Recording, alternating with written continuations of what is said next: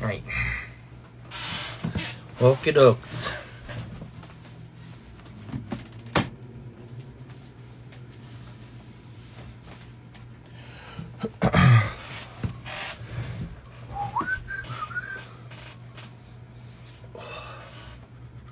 Sup fucker, that's nice.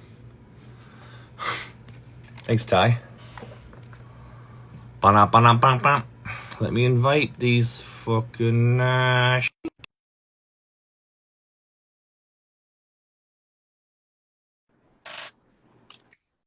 Yeah. Hey! There she is. I can. There we go. Can you hear me all right? You can hear me okay? Good. I can. That I can. Yeah, there's some people coming in here. Everyone keeps saying sup fucker, so I don't know. What kind of mood do we have tonight? Good, busy for me, man. How was the weekend? A lot of moving, but all is well, you know. Oh yeah. Keeps me young. Keep you on your feet, right? Keeps you young. Yeah, I've heard. Yeah. How many kids do you have? One or two? Yeah, for sure. Two. Nice. So that keeps you busy.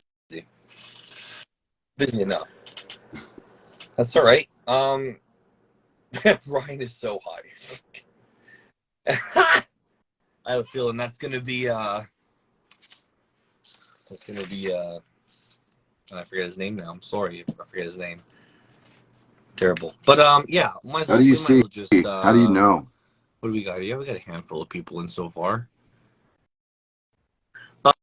I don't know how accurate it is because sometimes it seems like more than what it shows. But on the top, for me, on the top okay, right I see hand, it. Yeah. Like, does your thing have like a little red live thing and has like numbers? What does it show for you? 8? Yeah. But like sometimes if I go down to like to add people, there's more than that. So I don't know what they consider watching is, but it's kind of interesting. I still have no idea. Let's get started, man. Shit. But back when Austin had yeah. So I guess to start with introduce yourself, band, Daniel from instrument, Thumbscrew, etc. Currently of designs, singer of Thumbscrew, probably most notably the singer of Thumbscrew, but started in the band as the bass player, and so you know, as things change, you know what I mean, people make switches, people come and go. Kind of just ended up the singer somehow. Wasn't planned, but definitely had a good run.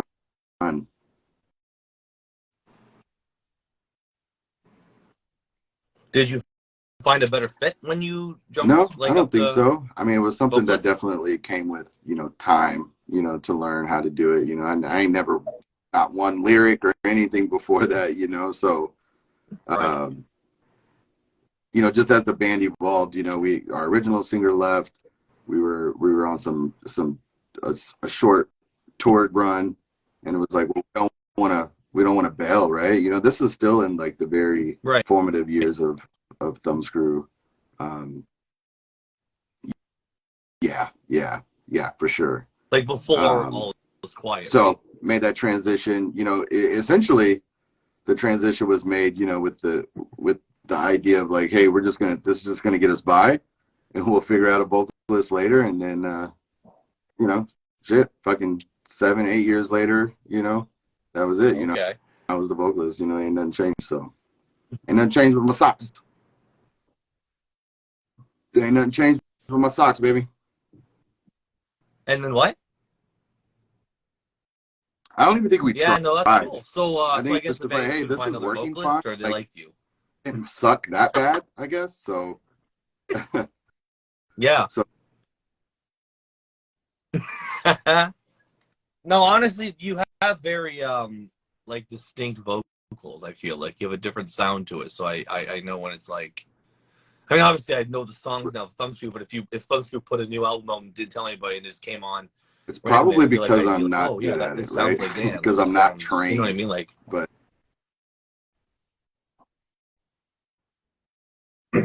I always thought it was good. It just seemed very, I yeah, guess, emotion behind it. And I guess maybe raw, right? Like maybe you didn't have training, so maybe it just seemed a little more realistic than like yeah, overproduced, like yeah, stuff that especially comes out like I find nowadays, like you know what I mean. So I feel like it kind of definitely stuck out as like there's certain parts that you right. definitely scream and the music adds to it, but you can tell that there's just like a feeling behind Awesome, what you're thanks. saying and what you're doing. So I always was attracted to that. So um so next question is basically kind of morphing into what you just said, how you were jumped in on vocals pre All Is Quiet. A lot of people do not know that there are a few releases before All Is Quiet. Yeah, If you I want to break that down and kind of guess maybe touch it on might that be and what kind helpful of just to kind stuff of came out go back before in that. time a little bit and just kind of give like the history, right?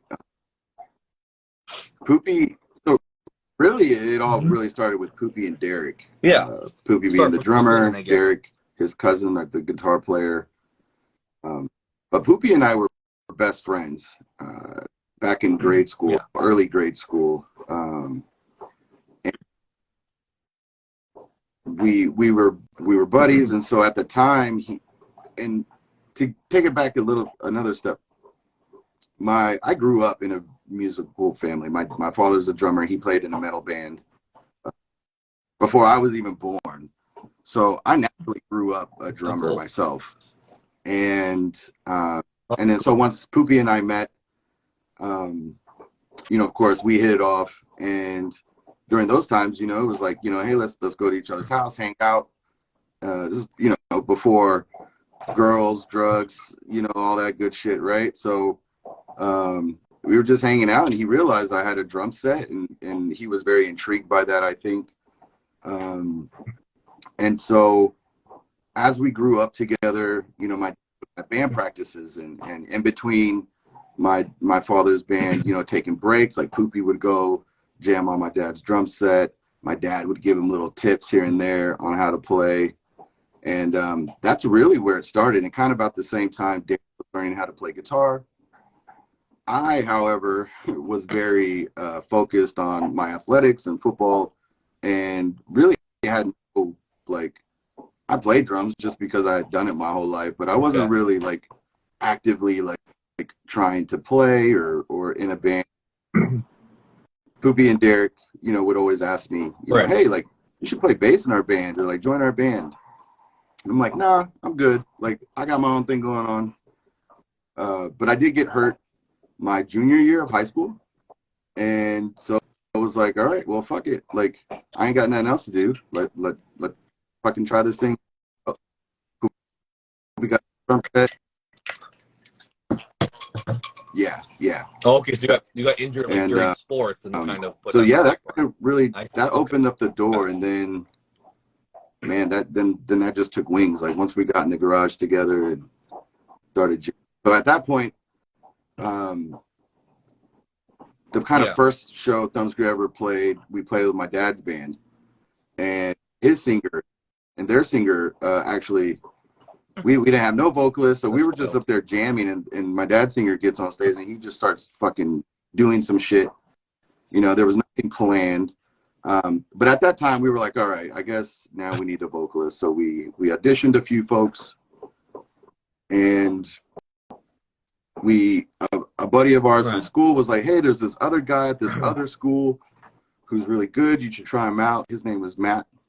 And we brought him over and we clicked. He kicked ass. He was awesome. We loved his vibe. And like really Matthew was like what would you say? Like he was very integral piece to what Thumbscrew was. Because once he, at the time, Thumbscrew was like, I don't know, we were like really into like Slipknot and Seven Dust, those sorts of bands. Like that was hard for us. Right. Yeah. And when Matthew came in the band, he really opened up our eyes to like these bands like Zayo and Society's Finest and Embodiment, right? But really open, right. Yeah. So like And more so the anyway, underground stuff. long story short, that's really where like Thumbscrew kicked off. There was, you know, so at some point we were like, all right, we're starting to do shows. Our parents are fucking driving us all over Texas trying to play these gigs. And then we did put out our first demo called Chaos Breeds Our Creation. That was just Poopy, Derek, Matthew, and myself. I was playing bass. And then we started to play a lot more. And then we met Steven. Steven was friends with another band that we played with at the time called Everyday Hate. It was an awesome fucking band, by the way. The drummer of Everyday Hate actually plays in a band now called Insight. But anyway, Steven was friends with those guys, and they were like, yo, you should check these guys out. Like, they only have one guitarist. Like, maybe you could, you know, join them. I don't really fucking know. But he showed up. We started talking. He came out to practice, and it was like, wow, this dude is fucking really good. And so we were like, yes, please join our band. And then, so once Steven joined our band, then we recorded the Rebirth CD, the Rebirth album. And so that, you know, pretty much is the first two kind of albums before the Thumbscrew that kind of everybody was like that was the band, you know, that nobody really knows about, but that was because, you know, I think once we actually started getting kind of moving a lot more, started like really playing a lot more shows and that sort of thing, I had already been the singer.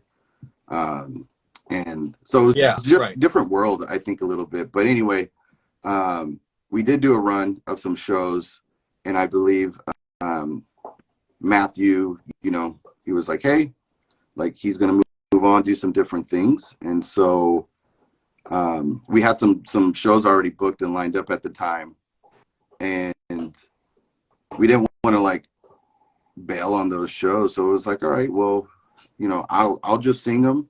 And then, you know, the kind of idea again was like, you know, well, let's just get us through these shows and then we can figure out the rest later. And nothing really changed after that, right? Yeah, that was after Rebirth. And that's kind of where that's around the and Rebirth so, as a time, matter of fact, Oh, that kind of leads up to like the next phase, right? Which is like, okay, now I'm the singer. Nothing really changed, but it was that string of shows. We played a Dallas show, and at the time, Kevin from Counterintelligence Recordings was living in Dallas, and he had came to our show in Dallas. We met Kevin from Counterintelligence the first time. Was from that string of shows. Oh, okay. That's cool. I didn't know there were I think he was in the military, so label. He's yeah. I think the times that we kind of all over that. hung out with him the most were like in Virginia, right? So yeah, I think he was Navy, I believe. Could have been Marines, but not really sure. Can't really remember the service he was in, but yeah, at the time he was in Dallas and came to check out our show, and he was into it, and we just kind of kept in touch, and you know, one thing led to another.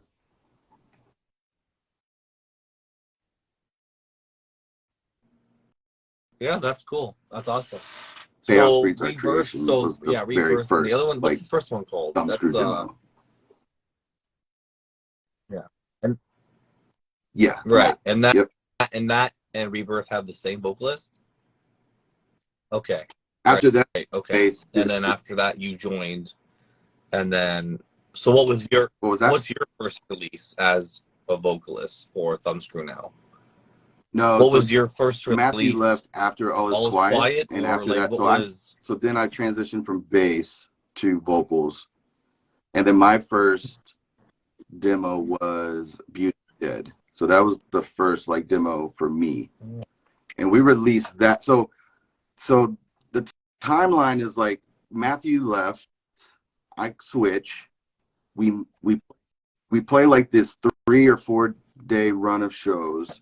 We meet Kevin, and shortly after that was South by Southwest.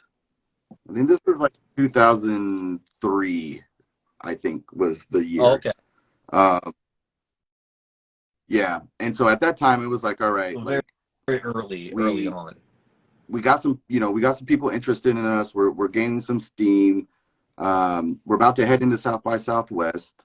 Let's like record something that is us right now, just so we can put that out. So we recorded that like 2 days. Burned like hundreds of like the CDs. Nothing was like professionally done. It was just burn these, write the name on it, and right. I think we had like maybe 50 little covers that we just printed like on my mom's fucking printer at home. And then and then we just handed those out. We didn't even sell them. We just handed them out while we were playing these shows during South by Southwest that year.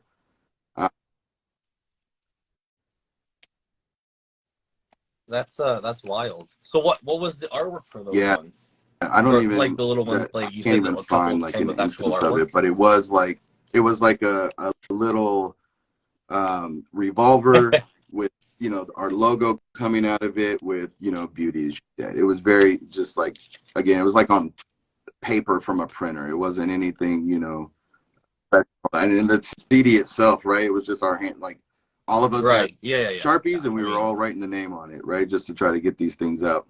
Yeah, there you go. Yep, handwritten, perfect. You didn't cover with it though, huh? That's the one, right? No. Oh, okay. I got this off of a buddy of the band. I forget his name, but he lives in Virginia, I think. But he had this and a few other CDRs from you guys and a couple Abacab shirts I bought off of him. But yeah, no cover. Yeah. So that's why when you said most of them came like that. I think again, we were only able to run off maybe 50 before my mom kicked us out of the fucking computer room. Right? And then yeah, it was expensive back then, right? It's her fault they all don't have them. That also was the same printer that printed all the MapQuest tour dates as well. So thanks. Yeah. Yeah. Good old MapQuest, eh? Like I think of those times and I go, how did like I drove all the way to like for me all the way to Arizona. It took me 3 days, and that was all MapQuest. Taking my son home. How did we pull that off? This past weekend, and he had saw the sign, and it was like to Austin, and he was like, what does all these signs mean? And I'm like, oh well, back in the day, that's how you would have to figure out where you were going. Like, you go that way, follow that sign, right? But yeah. So we printed, a handful, but really it was just like, hey, let's just try to get some stuff out there that kind of shows who we are as a band right now, right? Yeah. In that time, right? Like you guys had a new kind of refined lineup. Yeah, that makes sense. And those songs on Beauty Is You Dead are basically they were re-recorded for All's Quiet, right? So those were all 4 of them. Those were all re-recorded. Right? Yeah.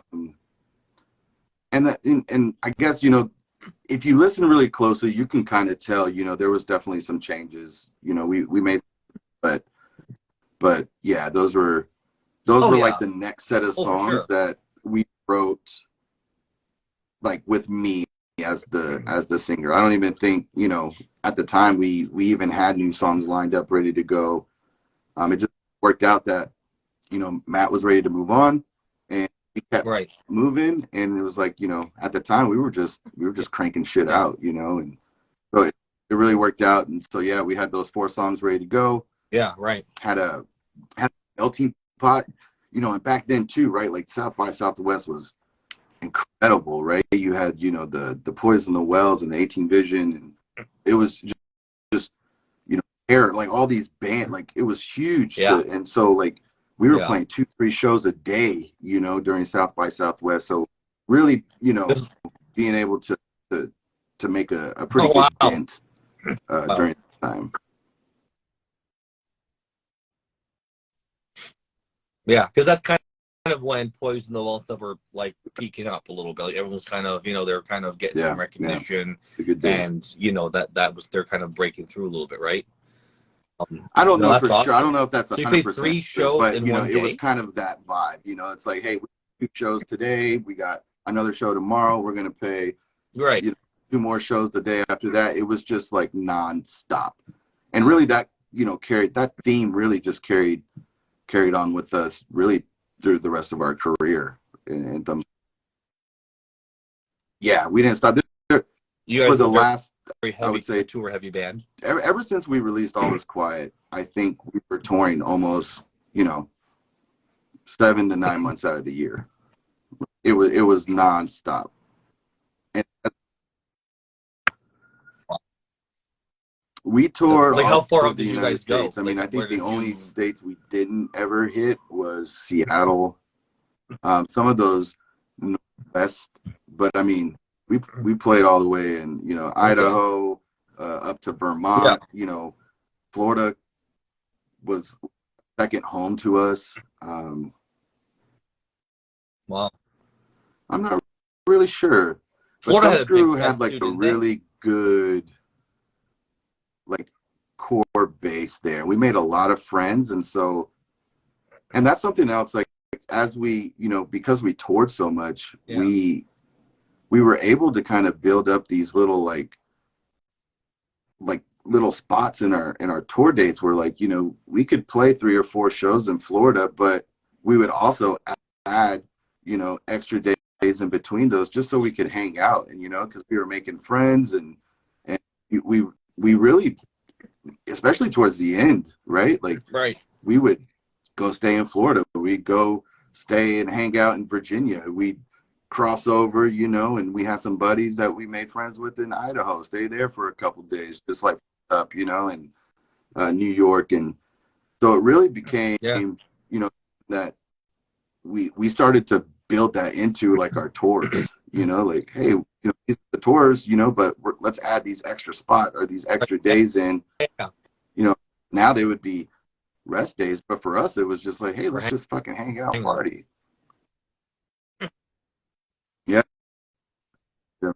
Yeah.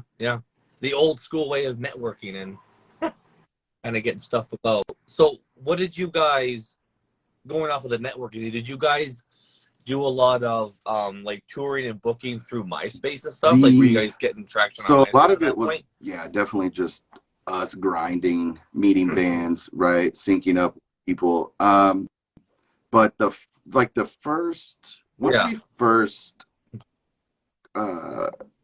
signed with Counterintelligence, we also signed with a booking agency, and that first tour was like, it was very good, but it had like its growing pains, right? Like, you have this new band, you know, internet wasn't that, you know, prevalent back then, right? And cell phones were that, you know, like I said, we were printing off, you know, sheets of paper, right? To get to the next show. That, like, his help, the booking agency's help was like instrumental to like really kind of showing us how to do things. But because we were a new band, there were a lot of growing pains. There were a lot of dates that fell through, you know, a lot of things that, you know, just things we had to learn along the way. But then as we started playing more, we started linking up with new bands. You know, those bands usually had somebody in the band that was like the guy who was handling a lot of the booking. And so after we did so many tours, you know, a handful of tours, it was like, all right, well, let's sync up with so-and-so, and let's sync up with this other guy. And really, we were able to kind of cover all of our bases and then do the same thing in return, right? Like, hey, if y'all are coming to town, let us know. You know, we could throw some Texas shows together or something like that. And so you had this melting pot of like people, like all of us just helping each other to make these tours happen. So it was really awesome.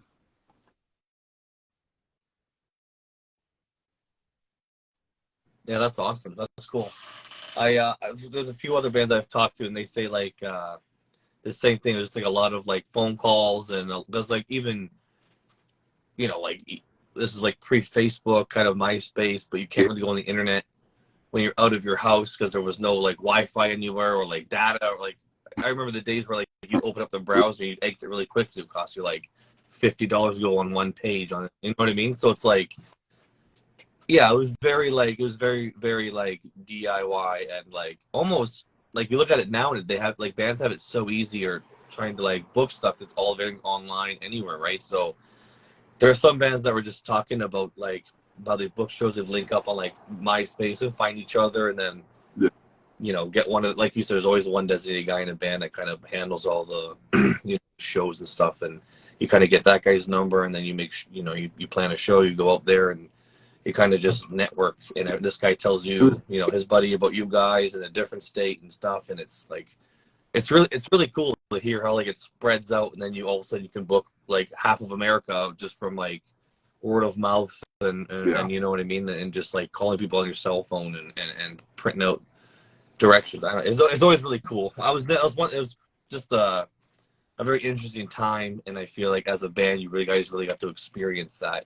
As opposed to, where my dad takes me on vacation when I'm 14 years old. Like, it's different, right? Like, you guys are like in your late teens, early 20s maybe or something. You guys are ripping out across the country, like just certainly all experience that. Yeah, it's one of those things like it's just wild. I couldn't imagine experience. Not everybody gets to experience that, and it's certainly something I don't take for granted. I'm really happy that Yeah, right.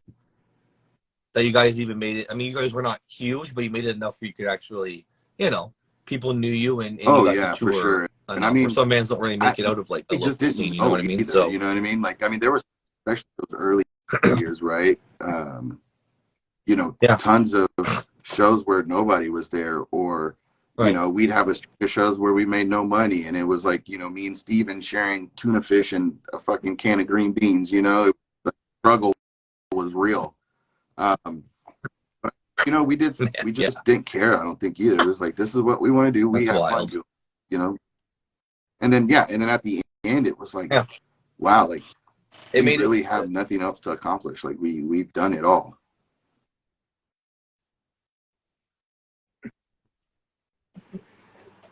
That's sweet. It's such a young age that you can look 100%, back on it. Yeah, like, for sure.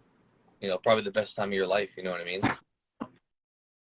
It's just one big hangout, doing what you love. Yeah, it's wild. Right. The stories I've heard and stuff, it just sounds like so much fun. Sure. I wish I would have in a band back then. So I guess touching back on counterintelligence, and so you kind of touched on how that came through. So he kind of met you guys at a local show, checked you guys out, and signed you basically. How did you get in contact, and how did with Imagine It Records? Like, how did that go? Like, did you have a one deal with counterintelligence, or did something happen when you left, or was it like when we met Kevin, he was super cool, and we fucking squeezed all the juice we possibly could have out of All Is Quiet.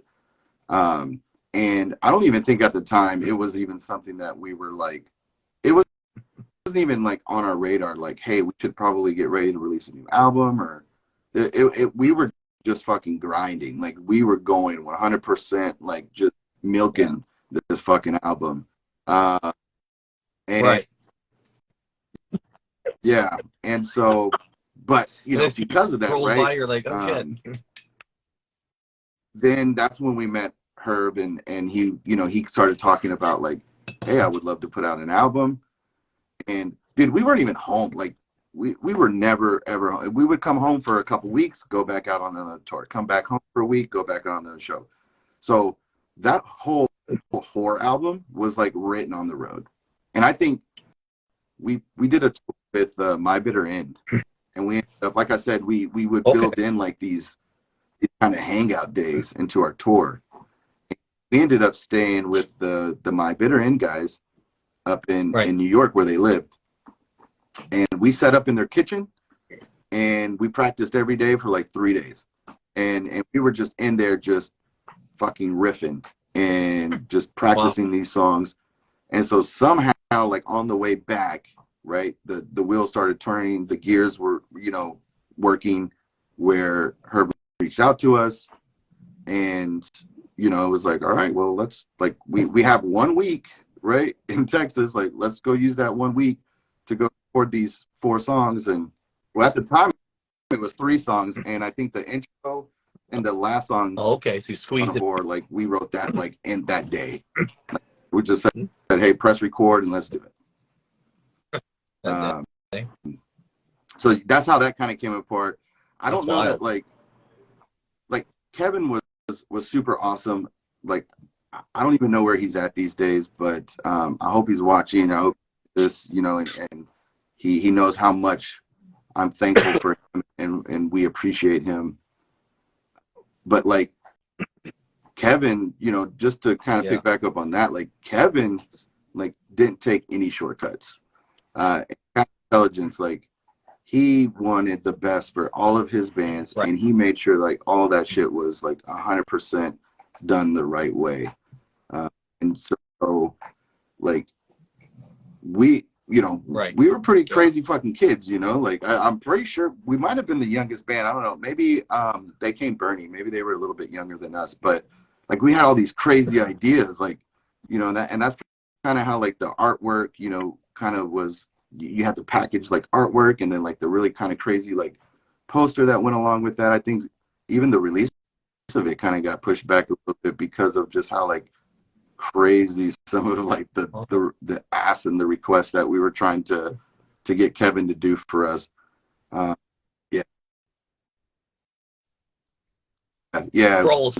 you know, we were just like, this is the first time we could ever, you know, this is the first time we had any budget really for an album, and the last one since too, right? But it was like, hey, let's try all this crazy shit. And Kevin was like, hell yeah, let's do it. Like, I'll figure it out. And this dude made it happen, you know, like, and it was incredible. And so we did that, and it was just like, man, we were just on the road all the time. And then when we got the call from Herb at Imagine It was like, well, we have these couple songs. We'll be in Texas for a couple of days before our next tour, and we just kind of used that opportunity to do that, and we made that deal with him, and that's just kind of how that worked out. You know, I don't think if Herb didn't call us, and if he didn't ask us to do that, I'm not sure that music would have ever been recorded, right? So you don't think that Kevin would have wanted to do, like, you know, in a plan B or something? Like if Imagine It didn't reach out, like, because obviously he did a good job with All Is Quiet, right? So, like, would he have picked up the pieces, or what? Also, what if he did such a good job? What made you guys go with Imagine It for the EP? Was it just like bad scheduling? It wasn't time for Kevin, where you're like, okay, we wanted out. You know, quite honestly, I don't offering, know or what like it was. I'm not even really sure. I think honestly, from what I can remember, it was just like Kevin had this. You know what? Kevin was really just putting shit out that he liked, right? He didn't have any like, and I can't really speak for him, but you know, a lot of these bands he was just personally really into, and he had a passion for this, and so he was really doing us and all these other bands like favors, I think, especially us, right? Like, he just liked us, so he was like, hey, let me help you all out. But it was never like, oh, it's time for us to move on, or we're not ready to do this. I would probably think if I you know, and again, it's kind of hard to remember back then. But I think, you know, it was like, I think Kevin had like a list of bands that he still wanted to do. And it was kind of just one of those things where it's like, well, we have this opportunity here. Like, let's just do it. Right. Not necessarily like we didn't want to work with Kevin again. Not that, but I just don't think like we ever made it to that stage with Kevin again. So like I said, we were really milking the hell out of this thing, right? Okay. And I think at the time, again, we weren't even really thinking about that. We were just having so much Right. fun and just doing what we enjoyed, and it was just like, yo, let's just hit the, we weren't even thinking about recording a new album. We were just having fun playing shows. That was our thing. And then, then when Imagine It, the offer came up there, it was Yeah. like, okay, well, we got this 1 week. We're on our way back. We'll record it. We'll send you the music, and we'll get this thing rocking, right? Like, so it was, again, pretty seamless, pretty nonstop with, really no, like, there was really nothing to it. It was just like, hey, we still got these shows lined up, let's record this thing and get another thing out, right? Another album. And that's kind of just how it worked. Yeah. That's crazy. Yeah, I think it was like so 3 days. We came had home, a week off, recorded it, went back out again. They set up, did the drums the first day, second day guitars and bass, third day vocals, and we were like back on the road again. It was pretty quick. Yeah. That's crazy. Did you play it, like, did you become close with any of the Imagine It roster? Because I know they had like Back When and Pariah and The Binding, which was really cool. Not to my they were good. Like, did you guys ever tour or play shows with them, or was it kind of just huge like relationship with any of those bands? Not that we didn't want to or anything. Like honestly, I think we were just on the fucking grind. Like we already, we had stuff booked, ready to go. It was constant for us, and so I think had maybe we had a little bit more time as a band, maybe we could make some of those things happen, but just never worked out that way. Yeah. Not on purpose though. Okay. Yeah, no, I was just curious because they're kind of in the same ballpark. So I thought maybe once you guys were on the same That level, would have been cool maybe, though. when you went to their states and stuff, you guys like linked up or anything. But yeah. Um, so the artwork for the EP and All's Quiet, who did that art? Because I know you do I art. did. So what was that, you So that pretty did much that, I've done or did all you guys have somebody Thumbscrew else come artwork, in? with the exception of All Is Quiet. And again, I think that was because, we kind of had a budget, and Okay. Kevin was, really on board to do whatever we wanted to do. And at the time, Sons of Nero, I don't know if you remember them, but they did like a lot of the big bands back in the day. And Corey Kilduff from Sons of Nero at the time. Yeah. They were like the designers of that era. I remember was the second Unearth album, right? And I just really loved that album artwork. But anyway, he did a lot of cool bands. It was like the first time we really had any budget to kind of spend on like doing some really cool shit. And so we took advantage of that. And I don't even think that, right.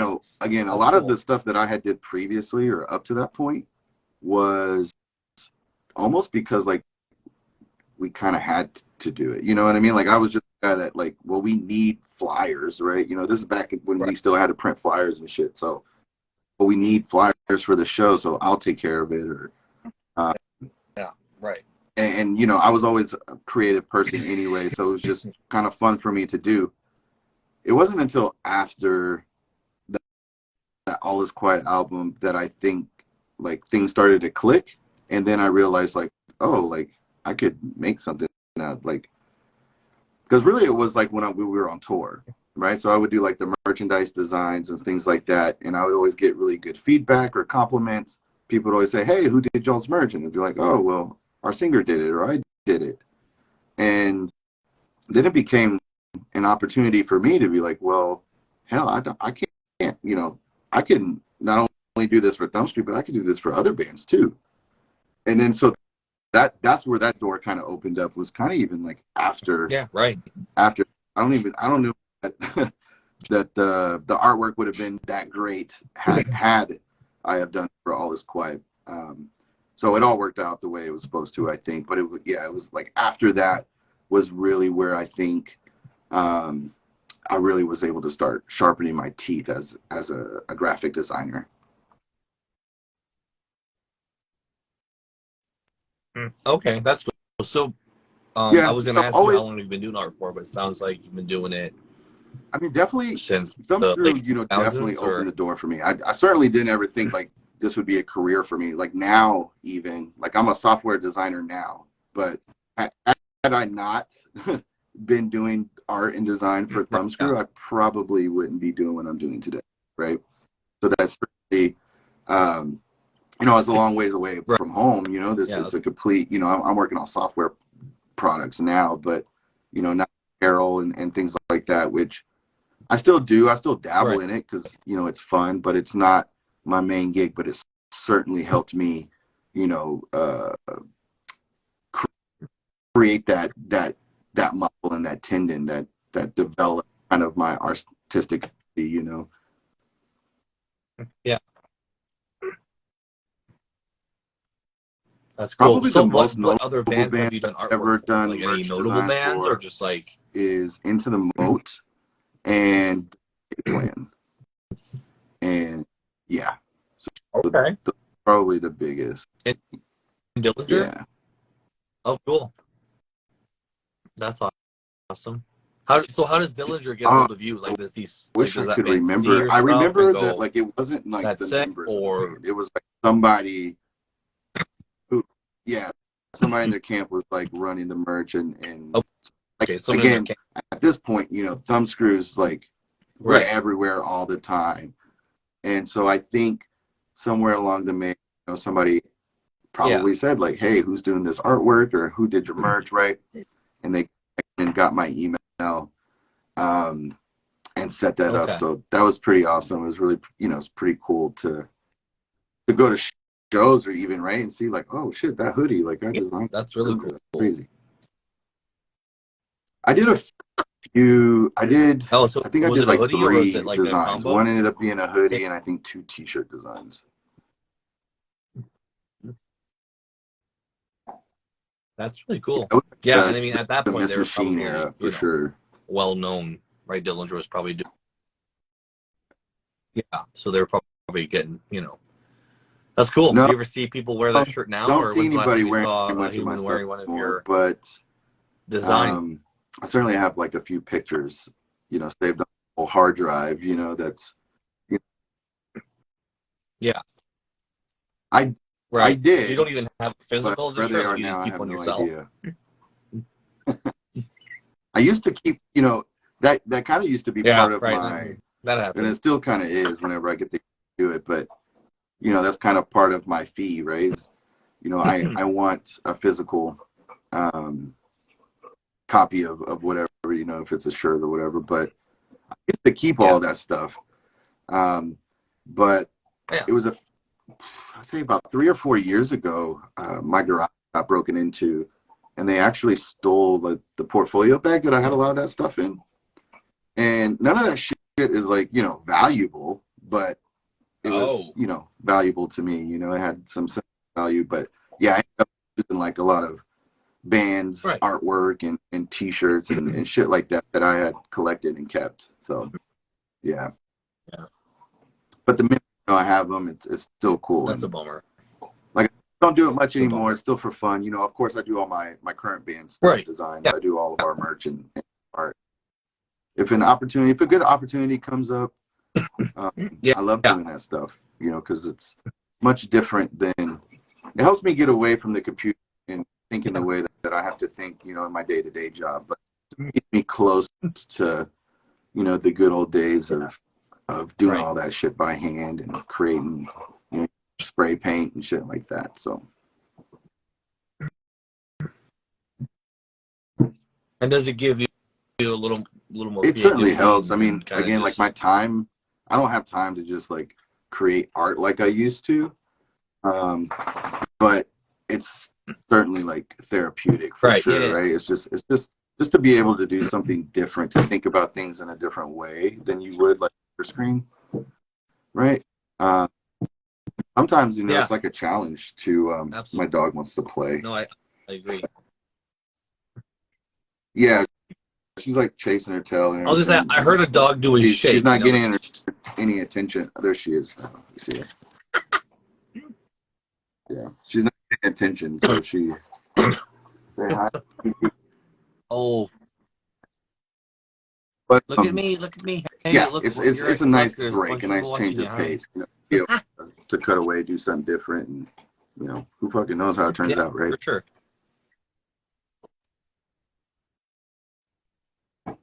Yeah, that's. I used to like in high school stuff. I was big in art, and I would draw a lot of stuff, and it also was really not like not only mentally consuming to like you're so into it, but like Right. if you're having a shitty day, like you could kill 4 hours very easily and And not it's be left. You also know what I crazy mean? You're like, because oh, you know, like cool, man. so I'm almost done this.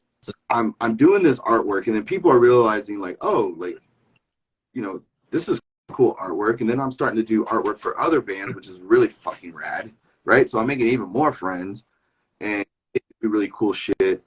And then our guitar player Drew Right. ended up getting a silkscreen press, and it was like, well, we could just cut costs and we can make things cheaper if we just print that shit ourselves, right? But then like the same thing happened, right? It was like, well, shit, we don't just have to do this for ourselves. We could do this for our buddies too. And so we ended up screen printing other bands' T-shirts, and Yeah. So the transition out of Thumbscrew, right? Like once Thumbscrew broke up, like I ended up just running a screen printing shop for like 5 years, just at and just doing that, and then until I realized, then that's when like cool. apps became like a thing, and I was like, man, I want to like make apps, and kind of where my career then kind of took a right turn, and I started learning about software development and all that stuff. But yeah, I was super into just creating art, making designs, and helping bands and tattoo shops and boutiques like get their t-shirts. So yeah, super big part of my life as well, in addition to like Thumbscrew.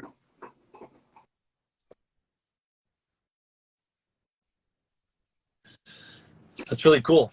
It's cool that you kind of kept even after Thumbscrew kind of did like Yeah, sure. silk screening and shirts and posters and stuff like kind of still in the same realm. You know what I mean?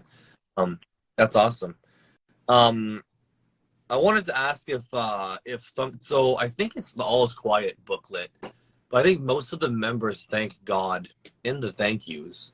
I was curious, were you guys ever like a Christian band, or like label yourself as that, or were you guys strictly just the band and your own beliefs were on the side, and that's what the thank yous are? But I was always curious because I remember buying the album from some dude on eBay like 10 years ago, and I flipping through it for the first time, and I read it all, and I thought, oh, I was like, I wasn't 100% sure. So and now I feel like was Thumbscrew so a Christian band? I think the answer would be like not specifically.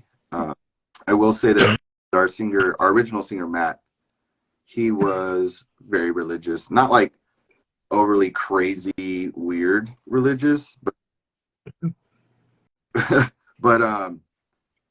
that he started, that his beliefs and that sort of thing definitely bled into kind of like the lyrics. And I think even at the time, like a lot of the bands we were listening to, right, like Zayo, Esocaris, Embodiment, Society's Finest, right, they were all Christian bands, I think, or at least in that Christian community.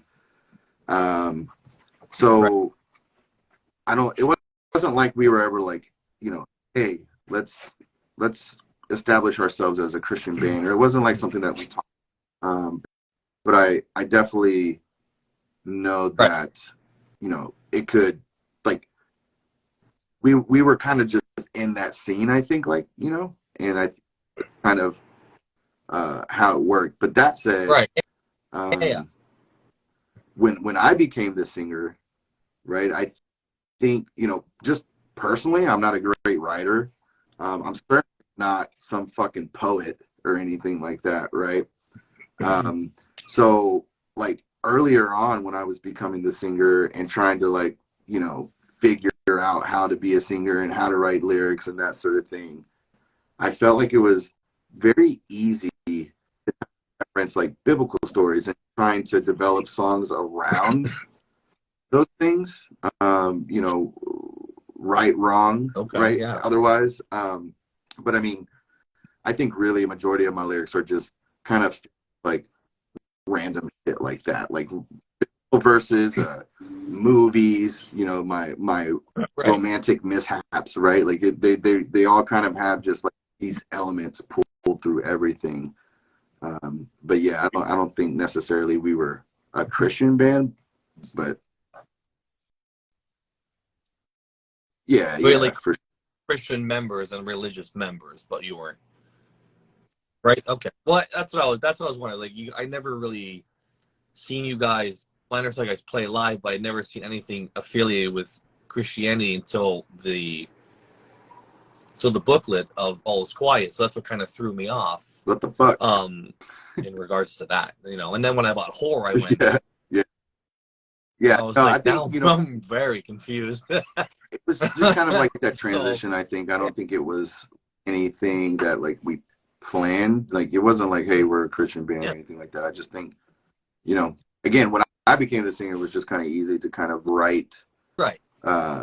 With some of those kind of points of view, and those stories, and then of course, horror, right? Like that. Yeah, that's right. a whole nother stage, right? We want to get to that. Yeah, that's cool. Yeah, that's the next question, actually. Like I know horror stands for Within Hearts of Redemption EP, which obviously stands for something, like, you know what I mean? Like that's obviously different for me, but then you guys have it in the spine part where it just says horror, and that's kind of what's referred to. Like, did you want it to spell that, the initials? Like, was kind of the goal? So was to like make it horror, yeah, and then like fill in, yeah, like, really, like or was it 100%. So coincidence? And I've never really talked about this before, or even been asked this question, but That's like wild. So right, like during that time, or you know, after All Is Quiet was released, you know, Thumbscrew started touring a bunch. My girlfriend at the time had cheated on me, so like it was like so a lot of those lyrics, you know, were kind of based around like those emotions, and maybe not like politically correct nowadays, or you know, I've probably canceled for it now, or but it was really that simple, you know. It was just kind of like I guess I would say, you know, it's just kind of my diary of sorts, you know, and you just kind of spring, you know, those other failed relationships, but that's kind of like the lyrical content, right? But you know, once Imagine It reached out and we recorded these songs, it was like, okay, well, we need to come up for a name for this thing. And I think it was Derek who was like, we should call it Within Hearts of Redemption. And we're like, fuck yeah. Like, and then somebody else pointed out, like, hey, you know, if we you know, this is going to be an EP, so if we put EP at the end of this is going to spell horror. And so, like, fuck yeah, like this is fucking perfect. Like, you know, it was just kind of fitting for at the time, like, you know, just all the, you know, all the planets just fucking moved in motion just for us at that time. So yeah, 100% coincidence. Right. No, it's but I get girlfriend. Yeah, for sure. Yeah. But you played into it. Because obviously it's on the spine, and you guys are well aware, and you know what I mean? So, no, I just always wondered if it was like, if it was intentional, or if it was like you wanted, or you like said, we want to do something with horror. Let's try and fill in. No, we definitely did. W within, you know what I mean? Tried to make something sound didn't cool go out and of stuff, our way but to like make that coincidence? Happen. That's wild. That's but funny. We also weren't like apologetic about it either, you know, and I think maybe now if we you know, try to do something like that, we'd probably be a little bit more aware, you know. But at the time, it was like Thumbscrew didn't give a fuck, you know what I mean? Like, this is our band, we're doing shit our way, you know. That was just kind of always the way we ran things, and I think that's the way everybody should run their shit, you know. Like, no to settle. But you know, now looking back, it was like, you know, even for myself, I'm like, damn, that was, you know, I said some harsh shit, you know, and yeah. Even the lyrics, right? I mean, it's no Daryl Palumbo, right? Yeah, right. Fucking their first release, Last Straw. There, that's I feel like that's like same. You can tell he's a little now I angry have a little bit more compassion and but, empathy, but you know, at the time, sucked.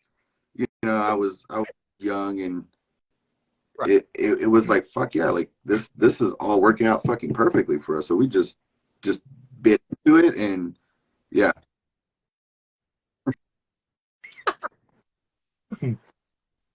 Now, did your ex-girlfriend ever did she ever I see don't the think EP name and so. kind of I'm go, pretty oh, well, sure, yeah. came out Yeah, I'm right not after this happened, or just okay? I thought maybe she got wind of it, like, oh.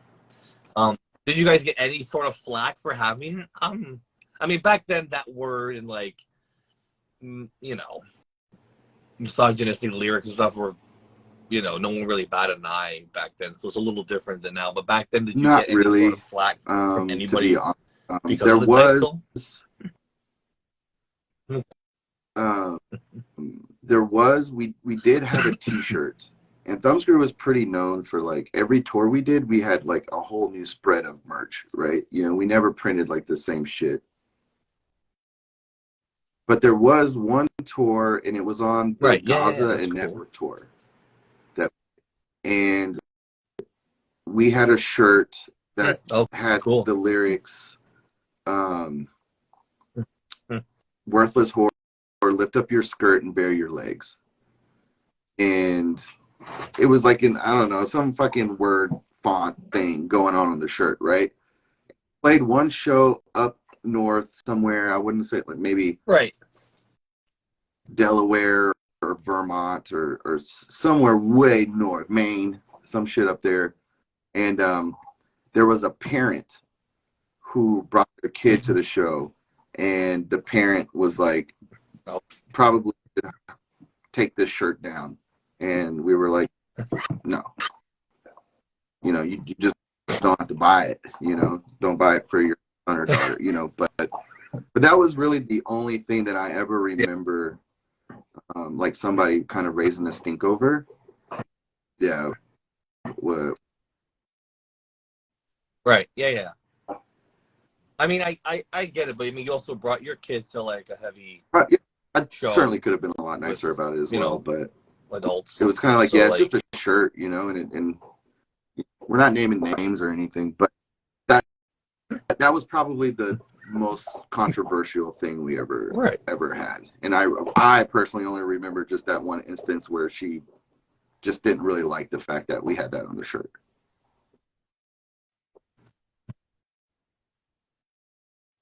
Yeah. Right. Fair enough. I mean, I've had my fair share of vulgar shirts from back then when everybody and their mother had, every band had impact font on the back about, somebody's throat or smashing their skull. And so, I mean, what's up? I remember going to a show, a fest in 2007, and they played, and I went by myself because no one was really into that stuff. So they dropped me off. My parents went shopping in the States, and then I finally get into the car. I got like a pile of merch. I just bought so many shirts. Right. And there's all these kids walking with this "See You Next Tuesday" shirt that says "I heart" and this like cunt right on the shirt. And she's just like, "That's disgusting. That's this. That's that." And how can you wear that? And I'm like, Ma, check out the shirt I bought. And I had gotten one too. So how are you gonna wear that? And I was like, oh, come on, it's just a shirt. But when I wore it in public, like when I was like 21, like I felt like, oh, I'm cool, man. And like, again, a mom went up to me at McDonald's and was like, your shirt's disgusting. My kid's reading world it now asking, too, a little what bit, that I means. think, like, and I'm like, well, my son has you know t-shirts, what I mean? skateboard shirt, and it has like middle fingers, and I don't end up wearing, but certainly, be like, hey, can't wear that to school today. Let's that principal trip for another day. But and it's funny too, because when we used to show up to shows, and we would always hear, as we would drive up, people would be like, oh, it's fucking Thumbscrew.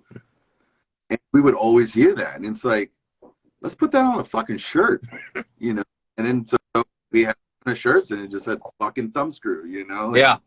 Yeah. That shirt. Yeah. On the back, right? Yeah, and it's got that weird, like, I don't remember what was on the like, purple.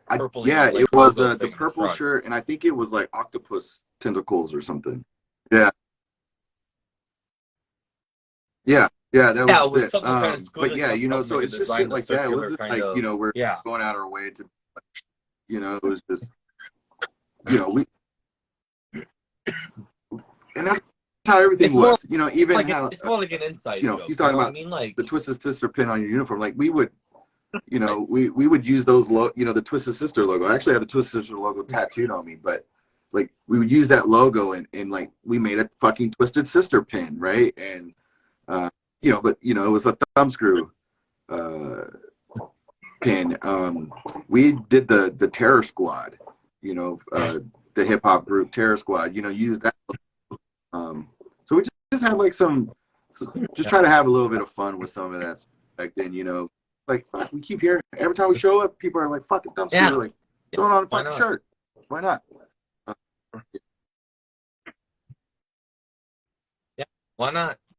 Yeah, I mean, that's a lot more yeah, tame than the other shirt, and a lot of other shirts back then. So I mean, fucking Thumbscrew is not necessarily yeah. the best, but it definitely, if there's a choice, and I'm sure people would put up with that one over, some horror shirt or fucking, I love cunt. But so I wanted to touch also on some of my favorite DVDs. Oh yeah. I know there was 2 volumes of This Is Ain't Your Mom's Hardcore.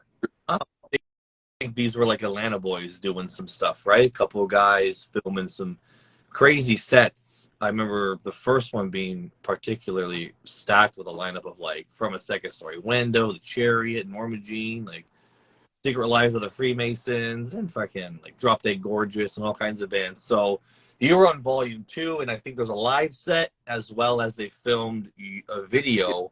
Yeah. Yeah. I forget And for what song, but I think it's off of Horror, right? Aim, that's it. Yeah.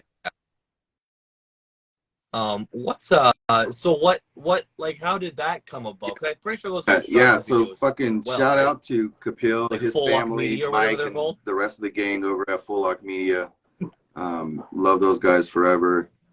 But yeah, so again, it kind of goes back to that whole, like, we were touring so much, meeting so many people, that Atlanta was one of those places where it was like, hey, we know Kapil and the Full Lock boys, like, let's just set up shop and we'll hang out. So on one of those tours, on one of the tours we were on, we had planned that, like, hey, we're gonna come through and we're gonna do a music video.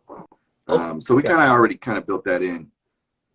I don't know what we didn't build in was that whatever show we played the night before, like, it was a really long drive. So it was like we had to play the show, load out, and fucking hit Atlanta.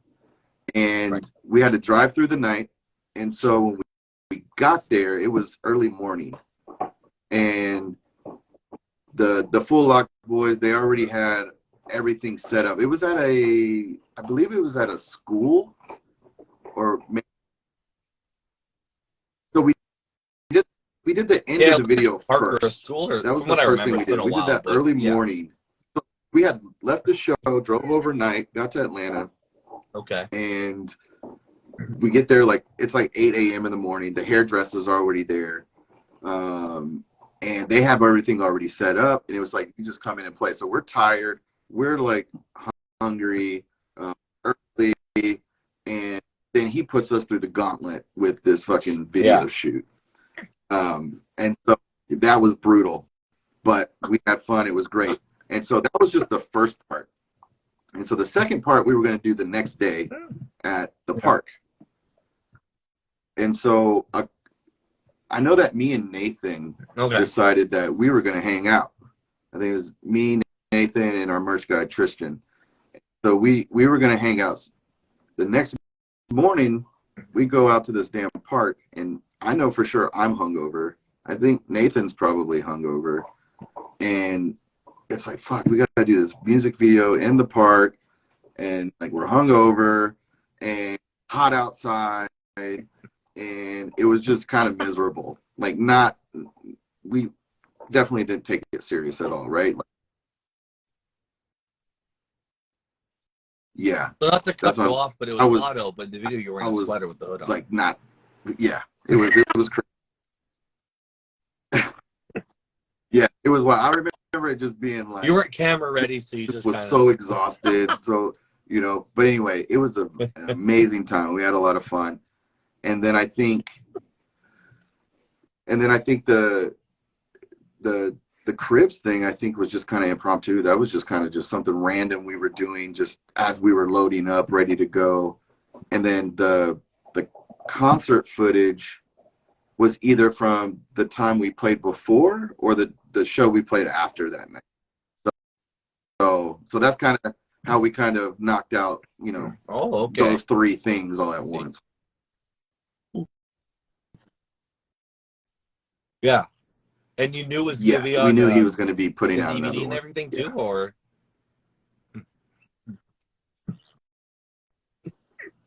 that's cool. So were you like, did he like how many? Like, do you know how many he made, or was it a big thing, or not? Because I honestly remember, I don't even remember where I want to say like Warped Tour or something. I got the first one. I don't know, but a guy was walking around maybe slinging them. But what, like, was it a big thing where he was from, or did you sell So the band a lot of copies of these ourselves, I don't DVDs? remember us getting like copies to sell or distribute, but I vaguely remember like Full Lock Media being like a big thing. Like they were at all the Atlanta shows, you know, and that you got, you know, during you know, Every Time I Die and Norma Jean and The Chariot, right? Like those shows were popping off back then in Atlanta. And so they were always at all those shows, getting super good footage, and especially like all these up and coming bands like coming through, the Masquerade at the time. So I remember it like being a big deal, but I also don't remember like that's the one, you know, I don't remember the scale of it. I think I was maybe just too close, or just not maybe paid attention enough, maybe. I don't know. But I do remember like they were just always at the show, so they had a really good reputation. Everybody loved them, you know, very well respected people. And again, fucking much love to Kapil. I mean, him and his family let us stay at their house, like fed us, like super rad people would take care of us, and incredibly talented people as well. Wasn't one of them like actually together, a big, but they like, do commercials. I feel like yeah, maybe that was it. Like they kind of actually broke through and do like actual, you know, like commercial stuff and stuff for like company stuff. So that's pretty cool to be like, you know, just like were they your age or younger? A couple, you know, give or take a couple years. So they're all relatively the same age. Okay. Yeah. I'm really stumped to where I got the first one, because I mean, I know I didn't buy it in Canada, but I must have bought it in Michigan. I'm not I mean, how did it make its way? I don't even remember him like giving a preview. I think like the first time we saw it, like it was the first time we saw it, right? Like it was like we had to really just sit there and watch it, because it's like, man, this is crazy. We ain't never done nothing like this before. I think we had one other video done before that. For All Is Quiet, and it was like a local friend of the band who was, you know, again, just kind of doing it for fun. I think maybe he was in school for videography, and we were at some vacant, you know, decrepit house here in Austin, and we just Is that the black? I was for sure that video?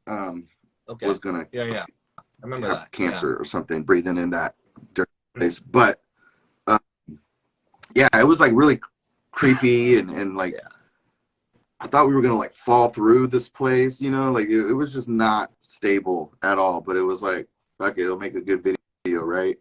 But that was the only experience we had, you know. And then you go to Kapil, where, you know, he's making high budget stuff, you know. Like again, it's just really, dude knew his stuff. And then of course now he's you know, making commercials and you know, making big bucks.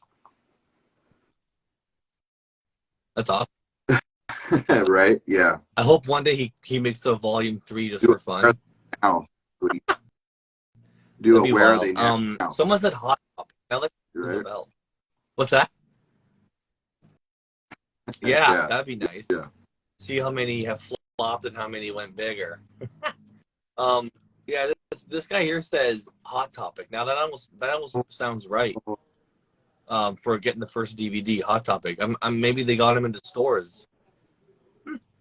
It does ring a bell that maybe I got. I mean, I used to buy the Hot Topic had a crazy cool like It music was pretty DVD and CD section before, you know, digital It was legit and back shit in like the that. day. But what's that? Yeah, for real. So yeah, it could have been Hot Topic. Yeah, It maybe. could have had Yeah, I like gotta ask him. distribution in different states, which is really cool. Every now and Are again. you still do you still we'll talk to keep them at all, or just trying to keep in touch, just make sure everybody's good, doing Yeah. well, that sort of thing. right? Yeah, for sure. I forgot to ask earlier. I literally How have did no the name idea. Thumbscrew Like, get? Yeah, I made? think Like, when how did you guys come up with that? whenever I joined the band, they had already Okay. decided on that. It wasn't any better than the other names we had thought about either. So Oh, right. Okay. yeah,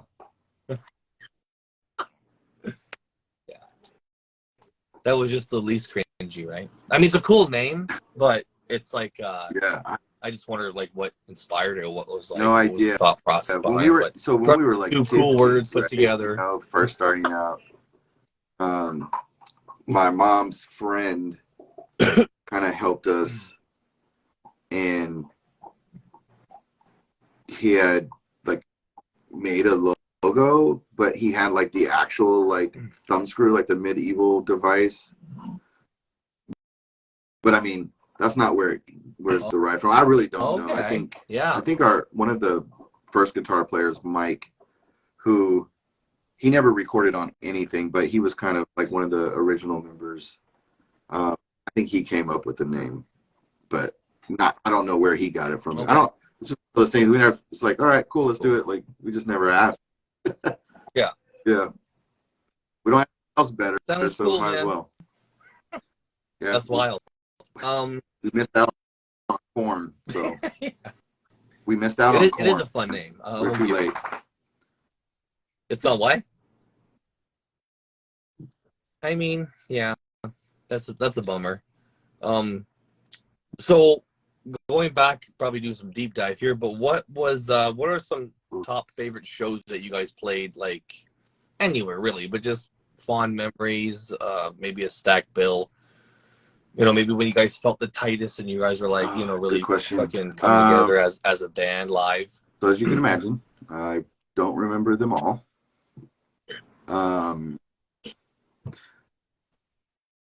Yeah, Florida was always a good time. Playing in Virginia was always a good time. Really, just any time we went on the East Coast, it was always going to be a good time. I remember playing a basement show in Michigan, and we played at a guy's house in his basement, and his name was Earless, and he didn't have any ears. I don't know how he didn't have them, but he was super scary looking, but just super friendly. Like I remember he let us stay at his house, down in the basement, and he fed us ramen. But that was like an awesome badass show, It was like, he still had like his fucking weights in the middle of the basement, and there's all these fucking people there, and it's like, everybody's climbing in the rafters. It was gnarly. That was fun. He was a little bit older than us. Was it like an older dude or just like a young guy? We were still very much, kids, just I think just probably 21, 22, 23, somewhere around there. He had his own house, right, in the basement. And I think he was throwing shows together, but that was a really rad time. It's wild. We did a tour with 6 Feet Under and Job for a Cowboy. That's when Entombment of a Machine first came out, right? Yeah. And also, like yeah, the Doom and EP that was like the first tour we ever did where there was like Free. fucking hundreds and thousands of people at all these shows.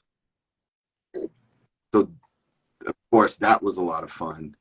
That shit It's was wild. So how did you hook up onto that tour? Like, who reached out to you guys to be on there? Because those are two. yeah. I mean, couldn't John Forget White even then tell wasn't you. big, but 6 Feet Under. Yeah, I don't even remember how we connected. Okay. It was just That's wild. somebody certainly asked us for sure.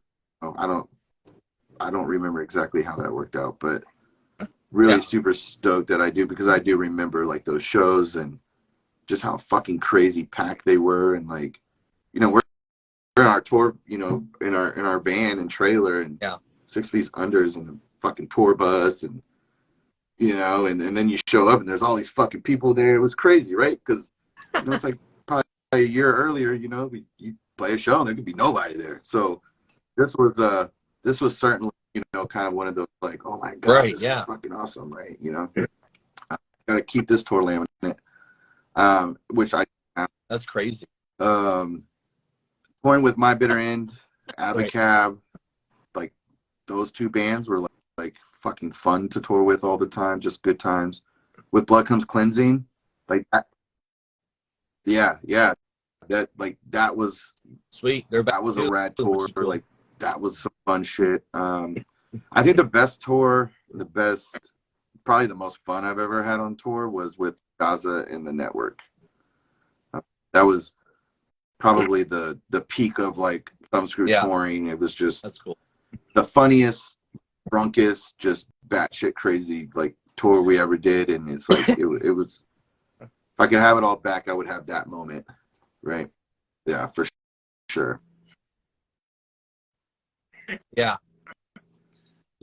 I never got to see the Network, but Gaza I've seen a handful of times, and those guys live were insane. But they're so nice, like off, you know, when they're done playing, you talk to them, and it was creepy, right? John, the vocalist, so big and lanky, and he's so mean. He's like a slender man, and then he's like kind of soft spoken when you're just talking to him at the side of the stage. When he's done playing, he's just like a very calm guy, and you're like, oh. I created I had a really good expecting that really, but sure. With Scotty of the Network, and him and he was the singer of the Network at the time, and he was just I think a lot of that was just, not only was it fun to like watch each other play, and like seriously we're like pumped to watch each other, you know. It was like, fuck, I just got off stage, but I can't miss this band either. But like, even like, you know, like we would go bowling and do dumb shit like that and just be drunk, you know, bowling, and then like afterwards, and it was just a lot of like, the whole thing was fun. It was just like, when we were playing, when we were not playing, when we were driving, when we were fucking wasted, when we were not wasted, like just the whole time like was just fun, and it was just a really good like memory to have with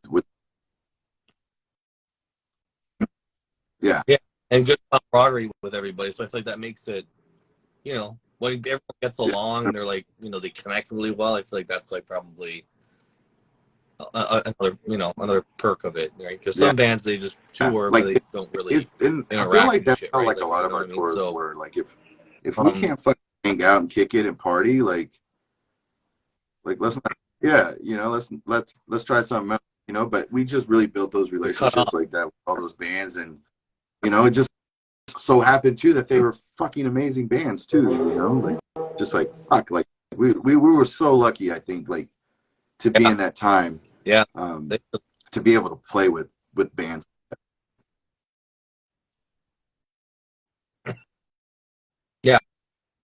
Well, that's one of the craziest things of like, when I talk to a lot of band members, of all the stories of bands they got to play with, that I'm like, fuck, those are like some of my favorite bands. And it's like, you know, they played with them for hundreds of tours, or, you know, fucking got all their CDs and stuff. And it's like, damn, like, that's wild, you know. And to me, that's wild. I go, that would be so much fun to watch and grow with all these other bands that, you know, being from Canada, I get a chance to kind of see a lot of the smaller bands. You know what I mean? Like, 'cause some of them didn't reach that far. If they did, it was one or two times, because it's, you know, expensive to tour and shit. So I did get to see a lot of small bands in Michigan, and if it wasn't for Michigan being 10 minutes from me, I don't think I would have saw anything. But but yeah, there's certainly a lot of smaller bands like Thumbscrew and stuff like that where I just never got the chance to see. But that's yeah. Speaking of Virginia though, did you ever play with a band Force Fed Everything Falls Together? Yes. Force Fed Broken Glass together? Sounds familiar. Bobby, what's up? But yeah, Everything Falls Together, dude. They were amazing. Love those guys. Yeah, that was like, those are good dudes too, and just hanging out with them and being like that, dude. Yeah, it's just you bring back so many meanings. Like it's so good.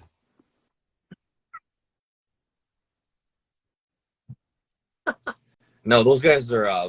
Those guys, I remember finding them on. And I remember. I think it was the one. You remember the label 187? A lot of those like records? Northeast. They put out a compilation.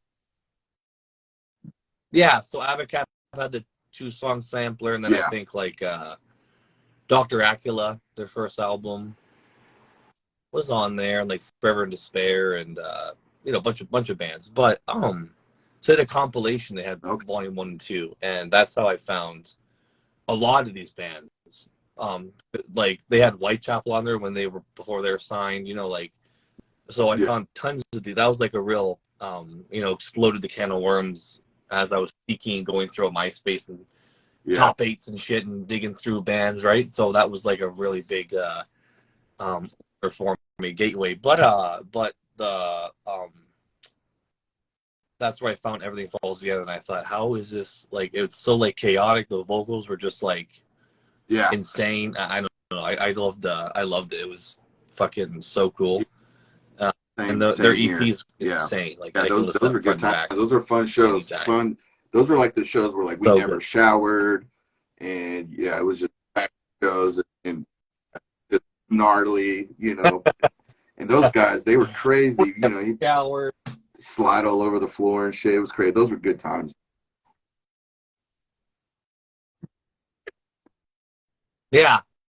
I like when bands would just like the vocals just fall on the ground and he's like flailing around like a maniac, and you're like, damn. Who? That dude brings up this. Do you know B_V 2.0? Do you know who that is or no? Yeah. That's the guy who says Nova Crew are always fun shows. Maryland. Our Maryland homie. He actually. I'm trying to find my CD, but I have a Nova compilation with back in the day when we played. What was it? 2006. He had some film of us, and he actually shared some shows. I'm surprised he even kept them this long, but he was nice to get them translated from probably 8mm or VHS or whatever he had it on, and put it on DVD and sent it to us. So thank you for that. Appreciate you. We owe you. What's that? He did that recently? He did that probably a year. Like he has that stuff still? Because I was going to say, it'd be sick to do like it's been talked about, run the DVDs or something, like a cool. Right. I know Steven, our old guitar player, like he has a bunch of old 8mm tapes as well. And it's just like, man, if we could find a way to like consolidate all these things onto one things. Oh yeah, Annapolis, Maryland. Yeah, crazy fun shows. Yeah. We never like get those and put those out. That'd be sick. Like I would really like to take all the footage that we possibly can get and just put it like on one DVD or something, or even put like, I don't know, just in a format that we could share that out. It doesn't necessarily have to be DVD, even if we put it up on YouTube or something crazy like that. Like, I was thinking you can get cases and get like USBs and fucking, you can make artwork for the, open it. It's like a little USB holder. You plug it in, you get up all of them. Because like DVDs, you can only get like 2 hours on there, and then then you're looking at Yeah, getting not double sure, disc and but I stuff. would So be I guess willing to like like a USB would be sick. pay to kind of get that shit together. It's just a more matter of But, doing it than making time for that kind of shit. But yeah, yeah, right. Yeah, that'd be sick. yeah, I would love that. sure. 'Cause I showed you the video that I'm working on, and that'd be a nice thing for a clip. So that's exciting. But I want to get back to this dude. He said the Nova crew were always fun shows. So yeah, someone explained what the Nova thing stood for or whatever. But I do have a compilation. I was trying to look through my CDs here, but I can't really pin it down. But it's I got it at a fest in Michigan. I got it from a band called Lilu Dallas. They're from Maryland, actually.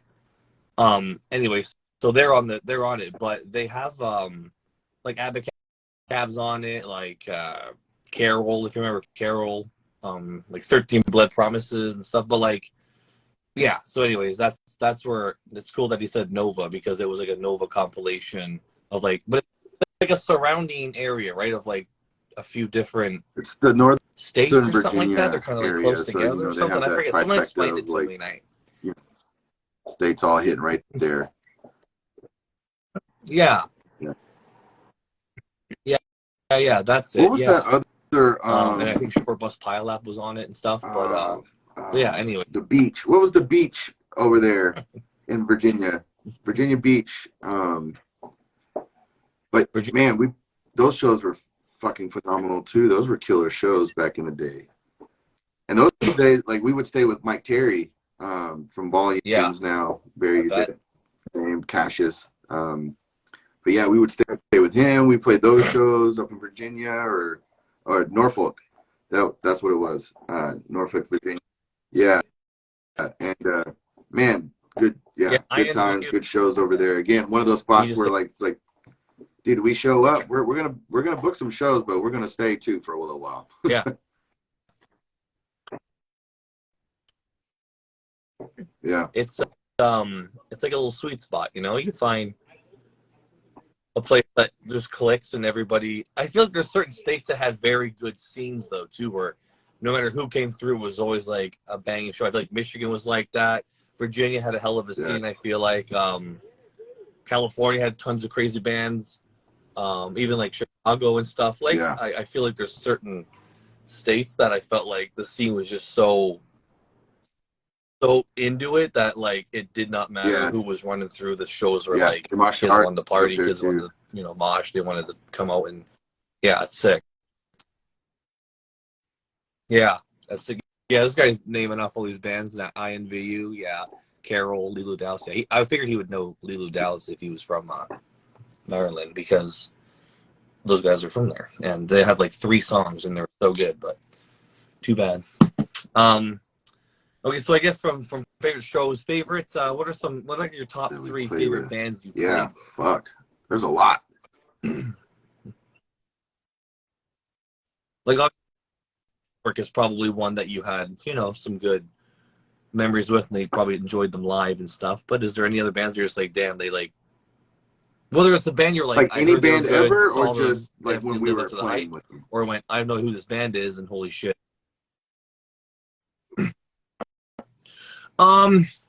Like more so what you guys were playing with, like you had a show with, like Abacab, got blown away, like fucking never heard of these My guys. Bitter Holy shit. We got to play with like Glass Casket, Into the Moat. Yeah, My Bitter sick. Crazy story. I'm gonna tell you a crazy story. That's sick. We were playing in Orlando, I believe, and we were on tour. Into the Moat was not on tour, but they were from Florida, Orlando area, I believe. I think it's Orlando. Maybe it was Pensacola. I don't really remember the actual city. But anyway, and the guys from Into the Moat come to our show, and they're like, hey, like, y'all can come stay with us. We're having like this house party, or we're going to a house party. Like, y'all come with us. So we're like, fuck yeah. So we go to this house party, and there's kind of 2 parts to the story. But the first part is that when we get there, this is like not just like somebody's basic ass house party, right? This is like when we walked up, you first of all, you're in this really nice neighborhood with all these fucking palm trees around, and then you get there, and this is like a house party from like the fucking movies, where like people are like dancing on the staircases, and like there's like people in the swimming pool like dancing. Yeah, like yeah, it's like fucking like crazy. And I'm like, wait, what? Like this is crazy. So that's the first thing. And then they're like, That's hey, funny. why don't y'all play right now? Like we just got done playing, but we had our gear. They're like, why don't you play a show? So we fucking set up in this whoever's house this was, and we fucking wrecked this place, and in a good way. But it was just like crazy, you know, like none of these people probably even listen to punk rock or hardcore or anything, you know, but it was just like crazy, just like jumping off of sofas and like throwing the mic stand around the fan, and just waking up that next morning. It was a mess. It was a fucking disaster, but just like crazy fun time. But yeah, like Upon a Burning Body, they were like a fucking really good Texas band, even better now, right? We got to see them, you know, in their early years, which was amazing. They were good. They kicked ass then. They're still kicking ass now. One of my favorite Blood Ties from Texas. I wish they would do a reunion. I know they've done a couple, but yeah, I mean, the list goes on, man. Abacab, Gaza, Network, My Bitter End. Those were all just Abacab was crazy too. That's one of my favorites too. They're like even the earlier Such a stuff good was a time. little more grindy, but like Survivalist is just so heavy. Like it's such a good record. Yeah. Did you ever hear of the band from Texas called $25 Master? And actually, those guys, part of Yeah. that band, and Those part of guys- Thumbscrew, they went on to form Poachers. Oh yeah, that's right. With Poacher. Right. It was Silly me, I forgot. I think that was a 25. I think it was their vocalist, right? And the bass player. Maybe the bass player came from a different band.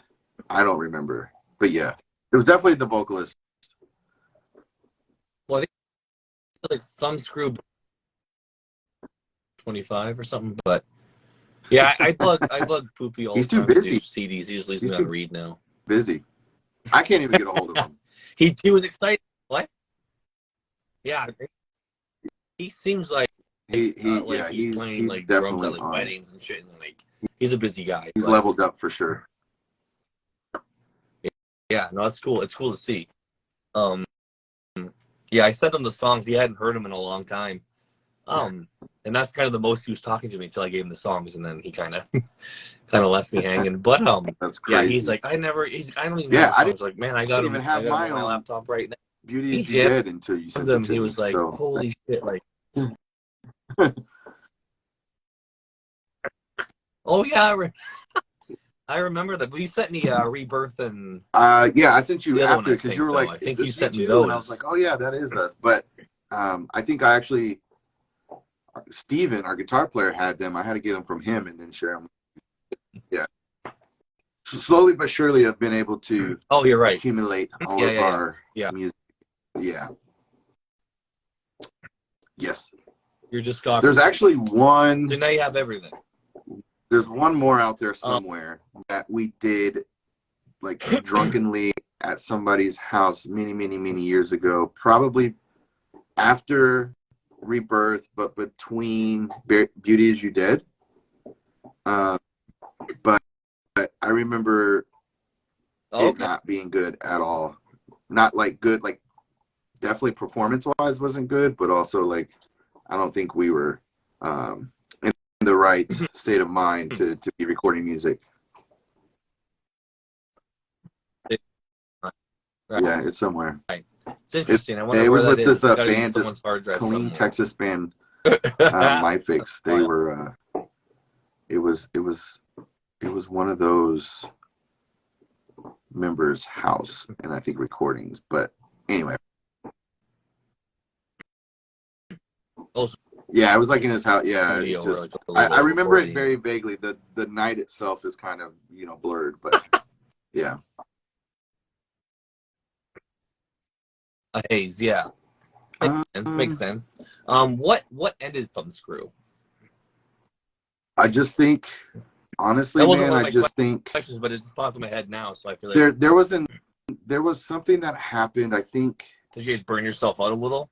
somebody in the band had to go home, like an emergency type go home. And and I don't remember exactly the details, but like once that happened, I had stayed on tour with Abacab. And when I got home, like kind of Poopy and Drew were already kind of doing Poacher, and it was just like, you know, Thumbscrew at that point kind of, there was no like, hey, we're done. It was just kind of like, you know, we didn't have no more tours lined up. I think we pretty much felt like I think we accomplished all that we probably could have at that time. And so yeah, Poopy and Drew started to do Poacher, and I was getting into more like blues and R&B stuff at the time. And I think, you know, it was just kind of like those things started taking our attention, and then of course getting into more of the art and design and printing stuff, you know, started to take more of my time and focus. And so it wasn't ever something that was like, hey, like, let's call it quits. It was just one of those things where it's like, we kind of just, you know, there was that one thing we had to go handle some business, and then we all kind of just started doing our own thing, and that's kind of where it was. I mean, we never quit being friends. We never quit like talking to each other and shit like that. You know what I mean? I will say that certainly the past year or so, right, with like kind of shining some light to this music and kind of doing all these re-releases and stuff, certainly has brought us back together more closer than ever before. But it wasn't like we were ever not talking to each other or not on talking terms. So like we, you know, and Poopy lives here, but again, like he's super fucking busy. And he's fucking killing it out there. Drew is an amazing illustrator and designer living in California. Like he's kicking ass. Me and Steven, you know, we play in designs here in Austin still. So we're still fucking doing some shit every now and again. And then Nathan, our bass player, he's living in Ohio. That's where he was from originally. Yeah. And we just plucked his ass out of the band we were playing with that night in Ohio. And we're like, hey, dude, we don't have a bass player. You should come with us. And he packed his bags and came, and, you know, the rest is free for him. Yeah. I don't remember the name of the band, but I remember what band was played with his band in Ohio before that. And he took us, he took us out to go grab some groceries or something. We were hanging out with him in his band's house, and we really dug him, and we were like, hey, we don't have a bass player. Our bass player actually quit on tour, on that tour. I don't remember who we were touring with at the time, but I remember we went to go load up the trailer, and we were like, all right, the bass cab is next. And we looked for the bass cabinet and couldn't be found. And we're like, well, where the hell is this guy? And Poopy called his mom, and his mom was like, yeah, he took his bass cabinet to the bus stop and got on a bus and is on his way back home to Texas. I think we were like in Arkansas or something crazy. Like we weren't like close to home, but I guess he got homesick, which, you know, it's not for everybody, you know, so I don't blame him. But yeah, so you know, and we were no strangers to playing bassless, you know, because when I had moved from bass player to singer, we had played bassless for a while anyway. And so we had a few different bass players come in and out. So when he bailed, it was like, all right, we could do it. But then we played with Nathan's band, hung out with him, and we were like, we were just drinking, and it was like, hey, dude, you want to go on tour with us? And he was like, well, let me ask my bandmates. And he had a bandmates, and they were like, dude, you have to. So he's like, all right, let me pack my bags. And he told his mom, and not on purpose, you know, but we did enjoy him, and poaching you know, all these bands play. Fuck, dude, I mean, and he stuck, you know, and he played the rest of, you know, he played with us till the end. So love that guy. I don't know. I would have to ask him again. I don't remember. That's cool though. What band was he? Yeah, they were like a local band in Ohio. So they weren't like kind as of playing big with as us when we Thumbscrew. rolled They through. were just like kind of a little more Yeah. low. Yeah. But yeah, so That's Nathan's cool. he's still in Ohio. That's You know, wild. he would live down here with us when we were touring full time, but went back up to Ohio, and he's a fucking killer ass tattoo artist doing sweet work. So if y'all are ever in Ohio, reach out to him. Oh, cool. But yeah, That's awesome. Yeah. Ohio's not that. So I guess you kind of touched on it beforehand, but I was gonna see what was your reception outside of outside of Texas. Texas, I would say, was always better than that in Texas. I mean, we had a decent following. So in Texas, you guys have a good following? I would say or that was it more? we were definitely, I think, I personally would say we were probably more well received outside of Texas than we ever were in Texas, especially like on the East Coast. Like people, like I just felt like there was so much love on the East Coast. Right, yeah, and, yeah, like, you were mentioning.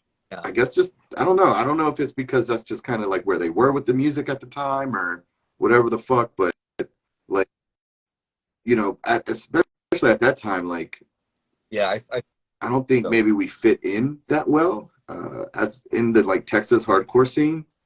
Like we had breakdowns, but I don't know if we really clicked. Okay. But you had like bands like Blood Ties, 10 Crowns, Die Young, like these heavy hardcore bands, you know, and they had Texas on lock. And I'm probably leaving out like a lot of really good Texas bands that owned, but like I think it was just a little bit different. You know, we certainly had like our little spots and we had our following, but I feel like we did a lot better once we left. Like like the shows just were always kick ass, no matter what. Like if we were playing in Florida or Virginia or North Carolina, they were just, you know, Atlanta, right? Like all like they were just always like kick ass shows. And we had some good here, but I don't know if like the magnitude was the same.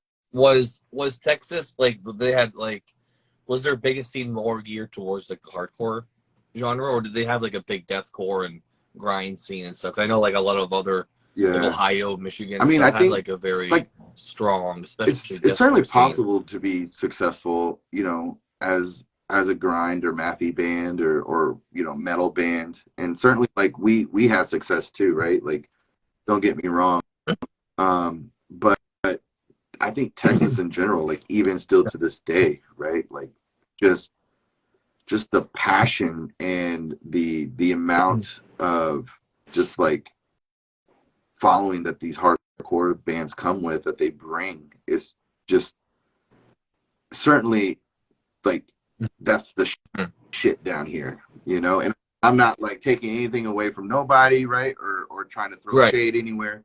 Yeah, that's just the reality. Like, you know, I think the hardcore bands just fucking rip down here. You know what I mean? And there's definitely those bands that you know like $25 Massacre and the Thumbscrews and some of those bands that certainly were able to make a dent and made a name for themselves. But you're definitely gonna find that like, you know, bands like Will to Live and Blood Ties and Tinker, like those are the mainstays. You know, when you think of Texas, that's what you think about. Like top tier. I feel like you guys were too grindy, because you guys have some very grindy influence and you know what I mean, a very abrasive kind of, you know. So I feel like you had like a too much of a like a grindy presence for the hardcore guys, and then you know too much of like, you know, the grindy for the deathcore, and you know what I mean. Like I almost feel like you had like your own path, and other bands those shows like all the time. Stuff. So, but yeah, it's kind of like that thing. Like, it's just like kind of mix is not there, but you know, it's all love. You know, we're all here for the same reasons, and we're all doing it. But certainly, like like when we leave Texas, right? Like you could just, I just think that the reception that we got was just like out of control, you know, versus here, you know, and but too, like, you know, That's everybody's awesome. our friend everywhere we go, right? So we're gonna be pleased regardless.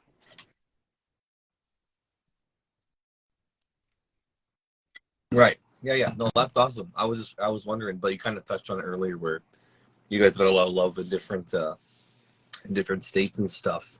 Um, so I know again you touched on a little bit with the revival and you guys kind of the band members being a little more in each other's lives more often than before. What is your thoughts on this whole MySpace revival is basically what they're calling it, because that was kind of like the prominent website to find all these bands and the tours, and I think that had a lot to do with molding the scene to what it was. What's your like the full circle here? Like the revival kind of happened in 2017, 16, 17, but it's been a steady thing, you know, with labels like myself and like Wax Vessel did you guys and stuff like that. So what's and then obviously there's a new crop of kids, the young kids that are coming through, or like some of them are so young. Like there's a kid that's like 14 who loves my stuff. Right. Like his dad is my age who went to these shows, is now showing him these bands, and I'm like, this is so sick. And like they'll message me and be like, yo, like, have you heard of this band? I'm like, yeah. Oh, my dad just showed me them, and I'm like, that's fucking cool. Like that's awesome. You know what I mean? So it's like, it's cool to see the old heads getting along with the new crop. And it's cool that the old crop the new crop of kids is getting into not only the bigger bands, but like doing deep dives and finding bands like 25, Thumbscrew, ones that didn't really make it on the full radar. You know what I mean? Where you got to do a little more music. What is your thoughts on the whole revival thing, and like how do you feel about it? Initial thoughts, like I love it. I think like so much of this was my identity at one point, right? Singing, being in a band, performing, and then one day, it's just all over with, and life goes on, and then to kind of have this whole experience come back, right, and just be able to relive all of these moments has been really. Oh, my dog has got this bone.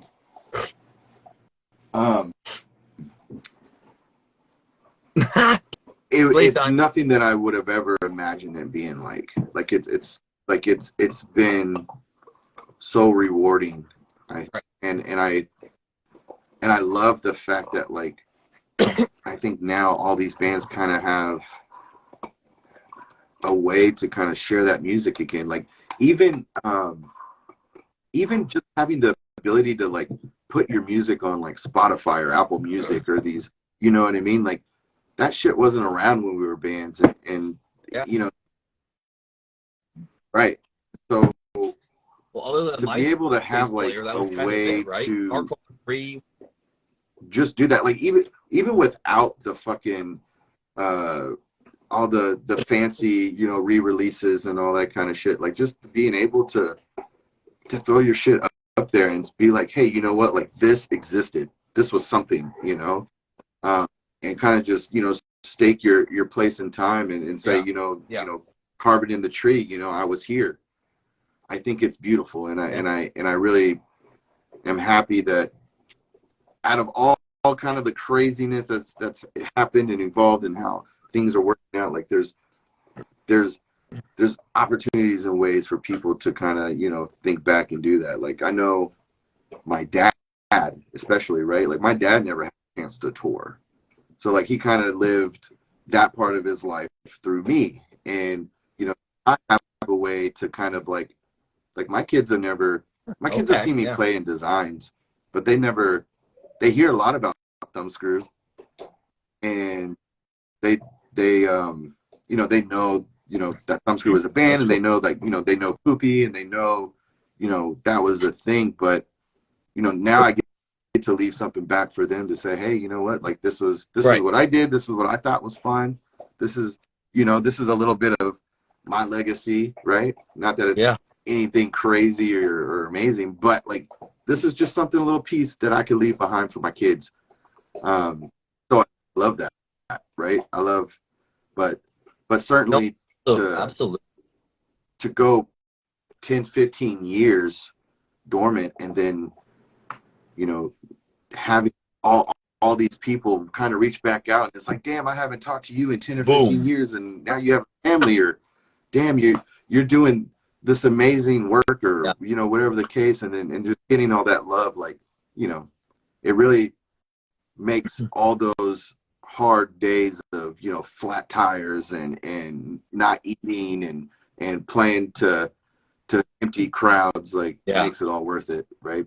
Because now we have been able to kind of, the things we weren't able to do as a band back then, like we now are able to, and kind of living that moment, right? So it's a moment, and I think everyone now should definitely take a Right. moment Yeah. to be like, even if they're not you know, going to release their shit or do anything this crazy, you know, re-releases on, you know, anything crazy or fancy, like, dude, just put that stuff out on Spotify, put your music out and let the world hear it, you know. And you know, Yeah. sometimes I see bands, you know, they're creating like Instagram pages or you know, it's crazy to look back at those old photos and be like, wow, like I was there, like, you know, that really happened. And so it's Yeah. good to kind of relive those moments, and Yeah. especially now as well. Like we ain't getting no younger, right? We're getting older, and you know, at that point in our life where, you know, I've seen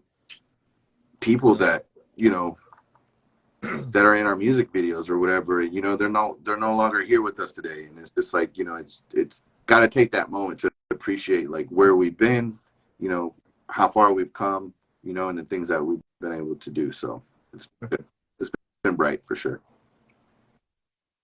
Right. Does it kind of widen your scope on how big Thumbscrew meant to people now? Because back then you go, okay, we had a lot of love. We did shows. People loved us here. But then fast forwarding now and seeing like bands, you know, people hitting you up going, hey, were you in Thumbscrew? Do you have any leftover CDs, merch, blah, blah, and like that's happening. Then like the vinyl sells out in a second and people are like, does that actually open your eyes more about like, wow, we 100%, were man. bigger Like than I really like than I thought. I for real had like no clue that anybody would still be interested, right? Like who cares, you know? But then yeah, like then you realize, and it just Right. it goes to show, like, you know, social media just in general, right? It's not the greatest, let's be honest, right? But god damn the beautiful things it does sometimes too, you know what I mean? Like Yeah. to be able to, you know, there's people that I haven't Yeah. talked to in The years, and double-edged then sword. somehow they find out about this, and then now I'm reaching back out, and it's like, wow, like I'm, you know what I mean? And just like, it's just been beautiful. It really has, and certainly didn't think it would have the impact that it's had, but it's like, you know what? I'm happy that we can all kind of relive this, because back then it was just, you know, let's just play shows and have fun, and then, you know, it's gone, and then you're kind of like, fuck, like we should have maybe Right. kind of enjoyed that a little bit more, you know. And then now it's the second chance, right? This is our second opportunity to be like, Right. wow, like, Yeah. let's really absorb this. Let's really enjoy like being in this moment and working with these people, and these conversations with people we haven't spoke to in years, right? Like let's make sure that we keep everybody close and tight again, and you know, we don't touch. So it's been beautiful.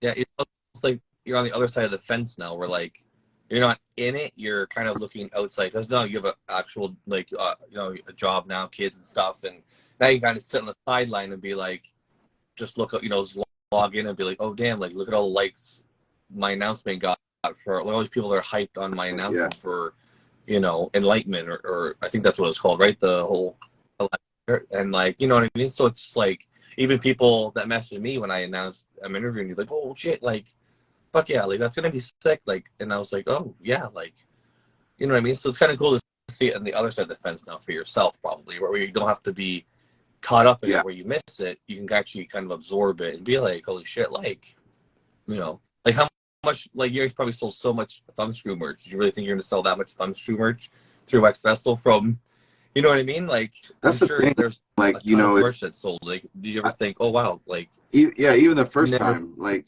you know, Nick, was going to sell that you much know, now? God bless him, like he said like, hey, this is gonna sell out fast, but goddamn, I didn't know it was gonna sell out that fast, you know, like holy, like, you know, I thought maybe days, you know, maybe Yeah. a few hours, like if we're lucky, but dude, we're, you know, was out in seconds, and then yeah, then you get the opportunity to do the merch, and it's just it's all, you know, Yeah. and the thing is like we're, you know, just we want to do it because it's fun, and we're having fun doing it again.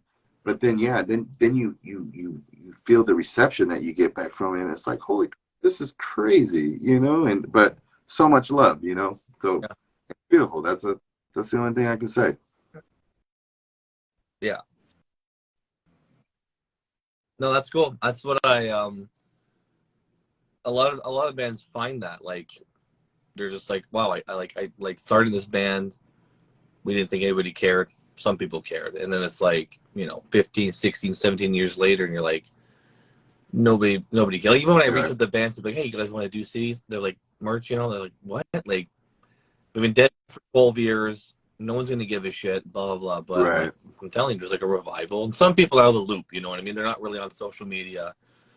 They don't know what's kind of current right now. So, and I'm like, I'm Yeah. telling you, like, people want it. They're going to want it. And they're, you know what I mean? Right. Like, if I'm wrong, like, I'll Take the risk, right? pay you double. You know what I mean? Like, if I'm, you know, like, I'm telling you.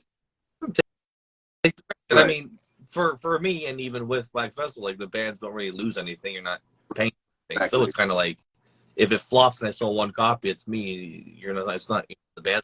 So it's like, but yeah, even when I worked with like with Wax Festival in the beginning, like even with Tower of Rome, if you're familiar with them from Chicago, like I had to bribe Yeah. them and beg them to I'm not want gonna to lie, do that things. was Like, kind no of one's gonna give a our fuck. You know, I was like, I'm thought, telling right? you. Because I'm like, no one's gonna care. Like, we're, you know, why do this? You know, it just, Yeah. At first it kind of just seemed like, who are you and why are you interested? You know what I mean? And but then you realize, yeah, and then Yeah, I know. like it's I once know. that first pebble falls, right? You know, and then it just, then the crack, and then it's just like boom, the avalanche, and you're like, holy shit, like this is crazy. Yeah. Yeah, I know. It's crazy. And then I feel like bands kind of get an eye opener. Yeah. They're like, damn, we meant a lot to a lot of these kids, even though we put out Yeah. 12 songs in our whole career and one album. You know what I mean? It's just like just stuck. And Right. I think Thumbscrew is one of those bands. Like, you know, there's a lot of those Right. bands, but there's also a lot of that just didn't make it through the cracks. And you know, I think Thumbscrew is definitely one of them. Where like me, Yeah. you know, I'm Yeah. 35 Thanks, now. man. I still listen to, you know, the EP and almost quiet, and I'm just like, Yeah. it just doesn't get old. And it's been, you know, 15 years since I've Right. been listening. You know, Hey, and quick, it's just wild. Shorty's There's Raps. bands What's that just up, stick, and you're Steven? like, yep, Used to work with that's that. life. Used to work with Shorty's, with Steven from Shorty Raps years ago. Oh, okay. I was gonna see if you Yeah, knew who that cool to was, because see. a That's lot what of I'm these saying. names I Like, don't know. So I'm guessing they're this is the part from of your it that side of like the you don't fence. expect, and then when it does happen, you're like, what the fuck is happening? Like, you know, like this is so rad. Yeah, I know. No, I agree. It's a part that I never thought of, but working, like, you know, I'm on like my 60 something release, and almost every band gets rekindled either together or friends from like men on tour, like best friends that, like, you know, from certain states where they hung out every time they pass through, and it's like, and you can see them like rekindling right on my post. Like, I'll announce them, and they're like, hey man, this band played It's here and I beautiful. love them. And then the Yeah. guitarist is like, holy shit, dude, what's up? And then it's like bum bum bum, and you're like, you know, like, Yeah, I'm it's like amazing. Hitch with Will Smith, just making relationships happen, you know. But it's cool though. I like seeing that. It's a lot of fun. So I guess there's like two questions left, and one of them is, you mentioned a band you're in, Designs. That was one of the questions. Kind of in the same vein as Thumbscrew-ish, right? It's got, you can tell there's, some hands in the cookie jar from Thumbscrew, but it's definitely Yeah, so they've really cool stuff. actually, You have one EP that came so out a few years ago, right? Steven from Designs, the guitar player in Designs, he was the guitar player in Thumbscrew, one of the guitar players. Drew actually Right. replaced Steven in Thumbscrew when Steven decided to leave. And then he started Designs, and so they've put out, they put out like a handful of albums. I want to say 3, 4, maybe. Yeah, they put out a few. Like, Oh, I really? think they put out one full length What? Oh, that. album, Hexes, and then I think they put out like 3 or 4 like EPs slash like splits. Like they've had quite a few recordings there. I'm not the original. No, yeah. I'm actually like the third So you're not a singer, sole I think, member. in the You band. kind of came in. Yeah. So anyway, their singer had left Oh, wow. Okay, wow. a couple years ago, and I was kind of, just a single dad chilling, and they, Steven was like, hey, like, you want to join? And I'm like, fuck, I got shit else to do. So hopped back on that horse, and so we've been rocking and rolling ever since. So we have the only album and Designs that I'm on is Ceremony, on the Ceremony EP. Yes. Yeah. So is that the red and black kind of? Okay. I thought really? that a while ago when it came signed, you guys all like sick. signed it with silver marker. Yeah. Yeah, but That's the copy I got. that's kind of cool. Do you remember signing any or? And then, yeah. So we recorded. We actually recorded right like at the beginning of COVID, and so we recorded that album. Kind of just been sitting on that mostly because of me wrapping up my vocals and that sort of thing. I had a whole year to do them, but I didn't, and so sorry guys for holding us up, but we finally got that wrapped up, got the masters, and so yeah, we're pretty excited about getting that shit released, and yeah, and so we'll be having something to release here soon. I'm just started the artwork for that, trying to get that wrapped up. Keith, our drummer in the band, he got all the mixing and mastering done for that. So yeah, I think we're pretty close to getting that bad boy ready to release. And so don't want to spill the beans too much, but hopefully soon we'll be able to, give some little updates as to when people can expect some new Designs music. Yeah. Yeah, oh, that's awesome. Speak of the devil. That's cool. Keith. I'm That's the assuming you drummer. know this Zed.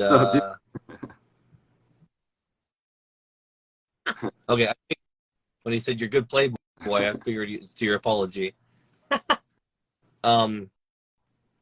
So so basically the last question. Well, I did want to kind of ask if you wanted to mention some bands that you dig that are newer bands now, like some bands that you're kind of like catching your attention, or I don't know if you're still listening to like heavy music or the newer, but what are some bands in the heavier scene that are new that's kind of like just the new crop of like metal and grind or whatever like you're into, like what's in the scene, like what's kind of tickling your fancy, I guess. The newer bands, I mean, so it's always going to be like Bone Thugs and Harmonies, Michael Jackson, First Blood, right? E-Town Street. I'm always like, those are on constant rotation.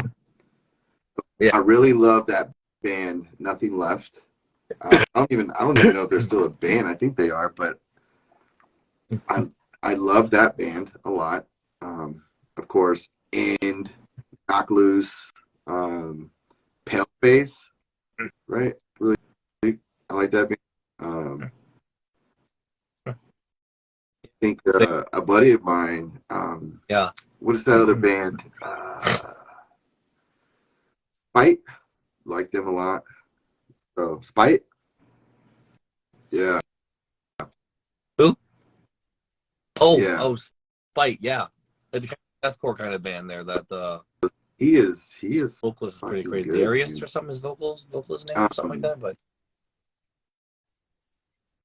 There's a band here locally yeah, in that guy's been Austin, making waves like and ever since I've loved like them the for a first. long time.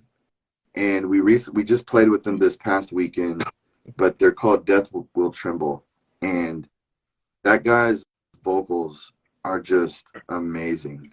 And I can't really explain it. I kind of think of that band as like Gaza, but with like the singer of Me Without You.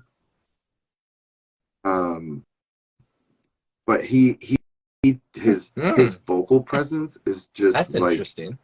the best. Like, I don't know if you've ever seen like Killswitch Engage, but like Jesse Leach from Killswitch, like he is just on style. He's so consistent, and it's just like effortless, and that's how this guy is. So that intrigues me, right? Yeah. Because as a vocalist, I'm certainly I don't think of myself of being that consistent or that good. I certainly find trouble trying to nail shit down all the time, but like I just am so amazed when I see singers like that. But those are just band, I really like I don't listen to them all the time. Yeah.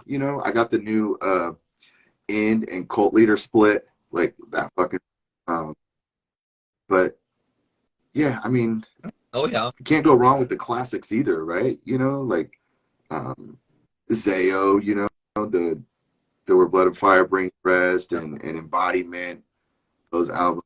I kind of the what's the opposite of December, the opposite from December, right? Like these just albums that the Tropic Rot, like those albums just stand the test of time. They're just oh hell yeah. Yeah. How about Women and Children? That album was like amazing. Martyr AD, like come on, get out of here. Oh. Yeah. AD. Martyr AD is I remember buying that CD in Hot Topic on a whim because one song on a Victory Records sampler back in the day, and I was like, I'm buying it. And beautiful back in the day, right? You just blew my balls off. Flip through the records and I remember when I was a kid, my dad, he would, I'd have to chop wood and shit like that, and his payment would be that he'd take me to the record store.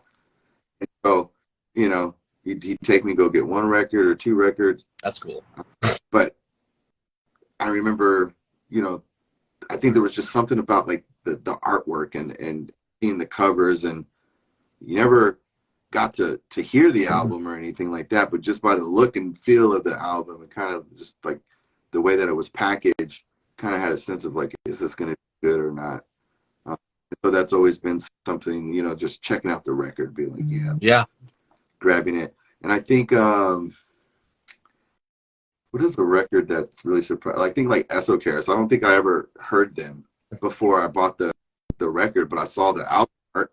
It's like, this is a cool album art, right? Like this should rock. And then you play and you're like fucking blown away, and you're like, wow, like, this is a great album, Yeah. It's funny that you say that because I literally did the exact same thing.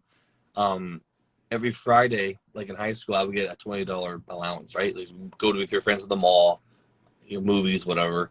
But what I always did was go to my local store called HFV. It was a Canadian kind of chain.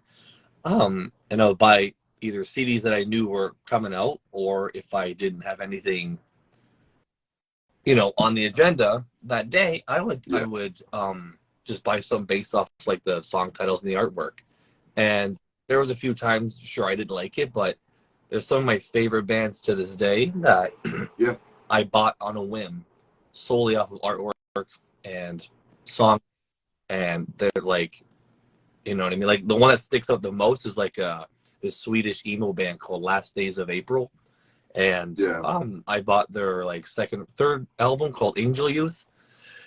Cover cool, word seems like it was right up my alley. Had, you know, you can tell there's emotion in it, and I was like, I'm gonna buy it. And like after that, I bought everything they ever put out to the day. Like it's cool how that works. How you just like art catches you and like bam, and that's what I feel like the kids nowadays, like the second crop of kid, like the second crop of like, you know, people finding about the 2000 scene, and even just in general, with digital and like Spotify, they lose that magic of like physically going to the store, searching, maybe special ordering. I used to do that all the time because a lot of bands they wouldn't have in stock, you know, and just like being in the car and like ripping the cellophane off and putting it in, and your parents are like, "What the fuck?" But then you're like reading the lyrics and looking at the artwork, and you know, I found so many bands in the thank yous, like bands we'd like to acknowledge, and I would be like, "Oh, sick! Like these bands sound cool." You know, type them in, and I feel like kids get ripped off of that. Like there's no experience now. You just go on Spotify, type in, and the beauty of like the packaging. I remember, and like, then they just give the bands, like, and it's. I'll spill the beans here. Like, you know, the idea from All Is Quiet and the packaging for that was from when I got the Coalesce album. You know, it's you bust that thing open and you're like, wait, this ain't just paper, right? You know, this has like this other kind of material, and it's being able to have that surprise effect, you know, and be like, whoa, like this I didn't expect this at all. Or the one that was always cool was the Zayo. I don't remember. It was the fourth album. They had like the cutout, and it was like just stuff like that. You lose that. You know, with and you know, even the albums where it's like, holy shit, like I don't even like this band, or I wouldn't even, you know, or just the bands I'm not really into, but you're like, this is just sick artwork, you know, just buying it, you know, and then of course that just goes to help bands, but now you lose that too, right? Where it's like, you know, I'm not going to listen to this band, so this band, I don't get to help this band in any way, you know, because it's not really my thing. So I wish there was a way to kind of bring like some of that, like, I don't know, maybe there was like a digital way you can kind of like flip through, you know, like the album art or something, but that would be cool where you had artwork, but and there's then, like, no feeling scroll through and you know, pamphlets, lyrics, your thank yous, going numb because you're standing in the same spot, like, flick through, you know, albums, you know. Oh, dude, I would like at this desk, you know, when I was in high school, and I would just had a CD player in the end, I would just read along, spend like an hour, you know, however long the album was, reading it. Like that was like the best. Like nothing beats like holding a CD and being like, looking at the artwork, you know, analyzing it, and I don't know. But I want to touch on the fact that you said Coalesce inspired you guys to do All Is Quiet artwork, like with the cool paper. And then Thumbscrew inspired me to do that with one of my releases. Yeah, so it's like the artwork with a nice broken glass. Yep. I was like, I want to learn how to do that and what it is, and it's just like done.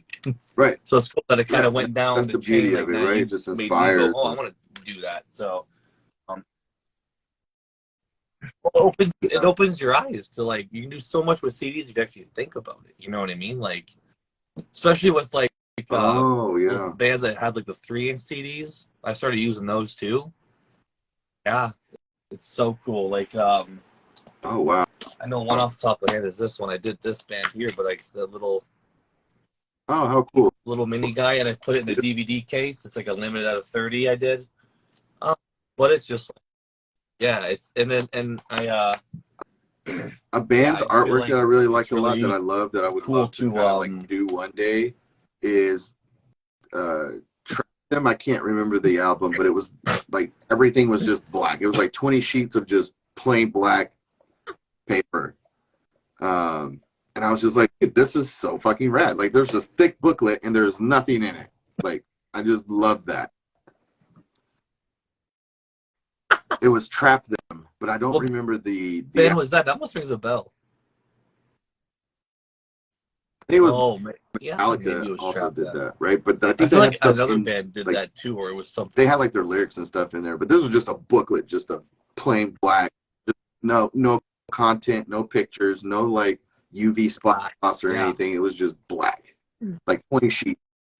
but but Yeah, that also gives you a feeling of like, you know what I mean? Like if I open that from a band who is like Trap yeah, Them, and you open it and you yeah, just look at black, black, black, you're just like, oh, this is like evil. Like, you know what I mean? This is like yeah. fuck.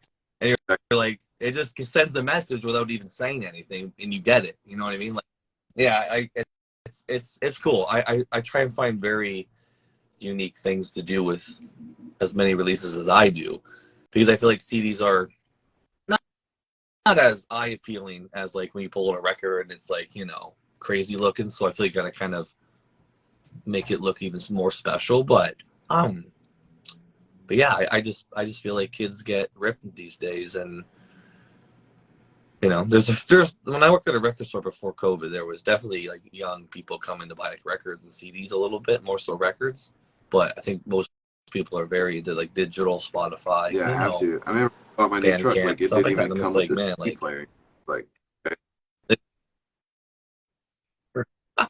yeah, yeah, I bought a new computer. I had to buy a fucking yeah, exterior yeah.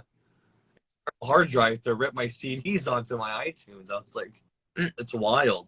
But I guess the last question is there ever a possible reunion for Thumbscrew?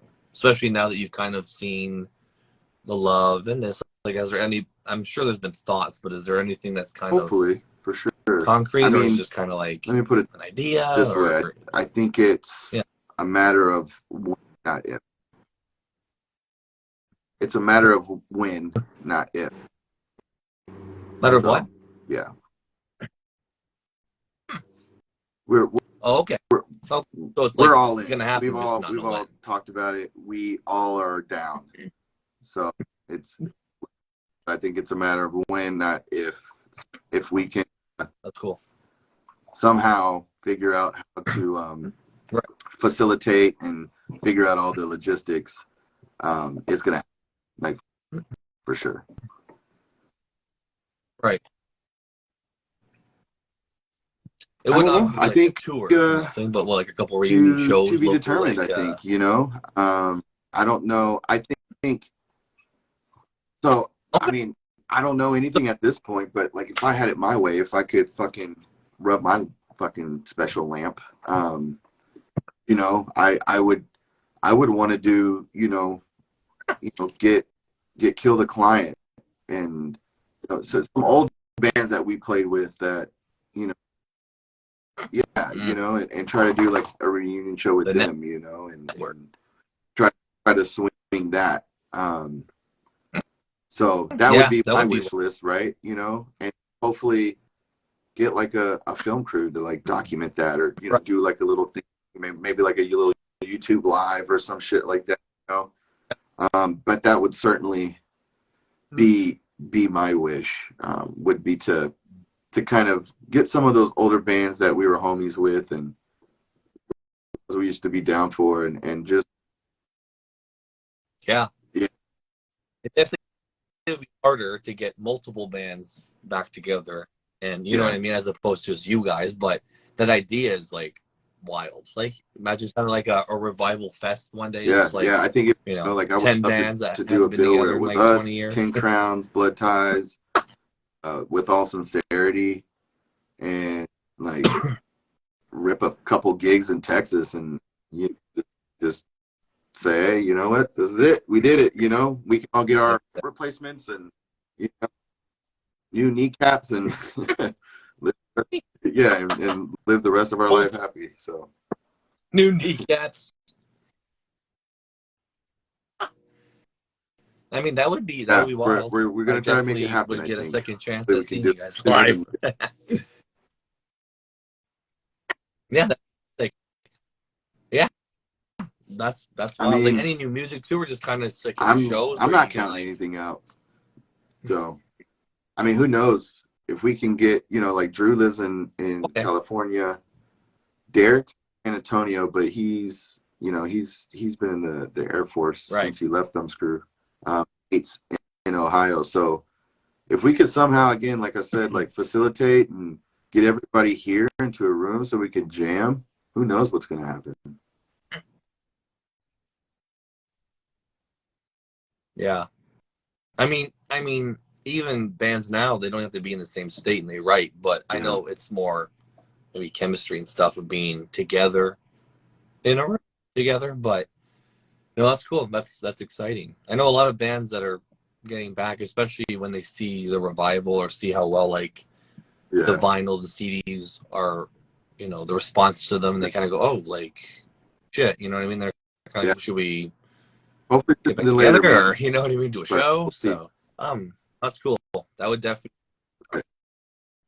We'll make sure we'll get I'll plenty of buy my heads up. ticket to Texas Because as we soon as got you that a tell lot me. too, So, you know. It's like, you know, I'll fly. So it's like, all right, I got to make sure we give everyone a, you know, a good enough, you know, there for y'all. yeah, for sure, And makes that sense. would be amazing. That would be Probably gonna great. have a lot Like of that out would, of like, towners that are that's gonna the whole want point, right? to. It's like, yeah. I mean, who Yeah, knows? Who you're not knows what coming. happens? We're coming to you now. But if, like, if we could do one show, like Just do a that tour with would Designs. be Half the band. that would be great. I would love that. So, but if we could do more, we could add, you know, some old friends that, Would be cool. you know, used I to was gonna jam with. say, Like that'd be great too. I think right now it's just like, yeah. I think right now it's like somebody needs to just book the date, and then once that happens, then it's like, okay, we have to do this. We have to make this shit work. Yeah, we need the first. Yeah, you're like obligated now. So You're like, oh shit, like yeah, yeah. So, but like I just said, get that date in there. you know, we're all down. We've all talked about it. We're all stoked. We still communicate. So I think, yeah, Cool. it's more of a win, not if. Awesome. That's great. That's exciting. Dude, well, That's thanks exciting. again, man. This was awesome. Good Yeah, to that's it for me, chat, man. and That was fun. for giving me the opportunity to kind of just talk shit and talk about Yeah. Thumbscrew. It's been a while. Yeah, for sure. Go down memory lane a little bit, eh? Yeah, man. So It I does. appreciate you coming out. It doesn't even seem like it. At this Past point, 2.5 hours. It goes by so fast. all right, dude. Well, I appreciate I it. know, man. I'm Thanks. usually sleeping by now, so Cheers. cool, man. Appreciate it.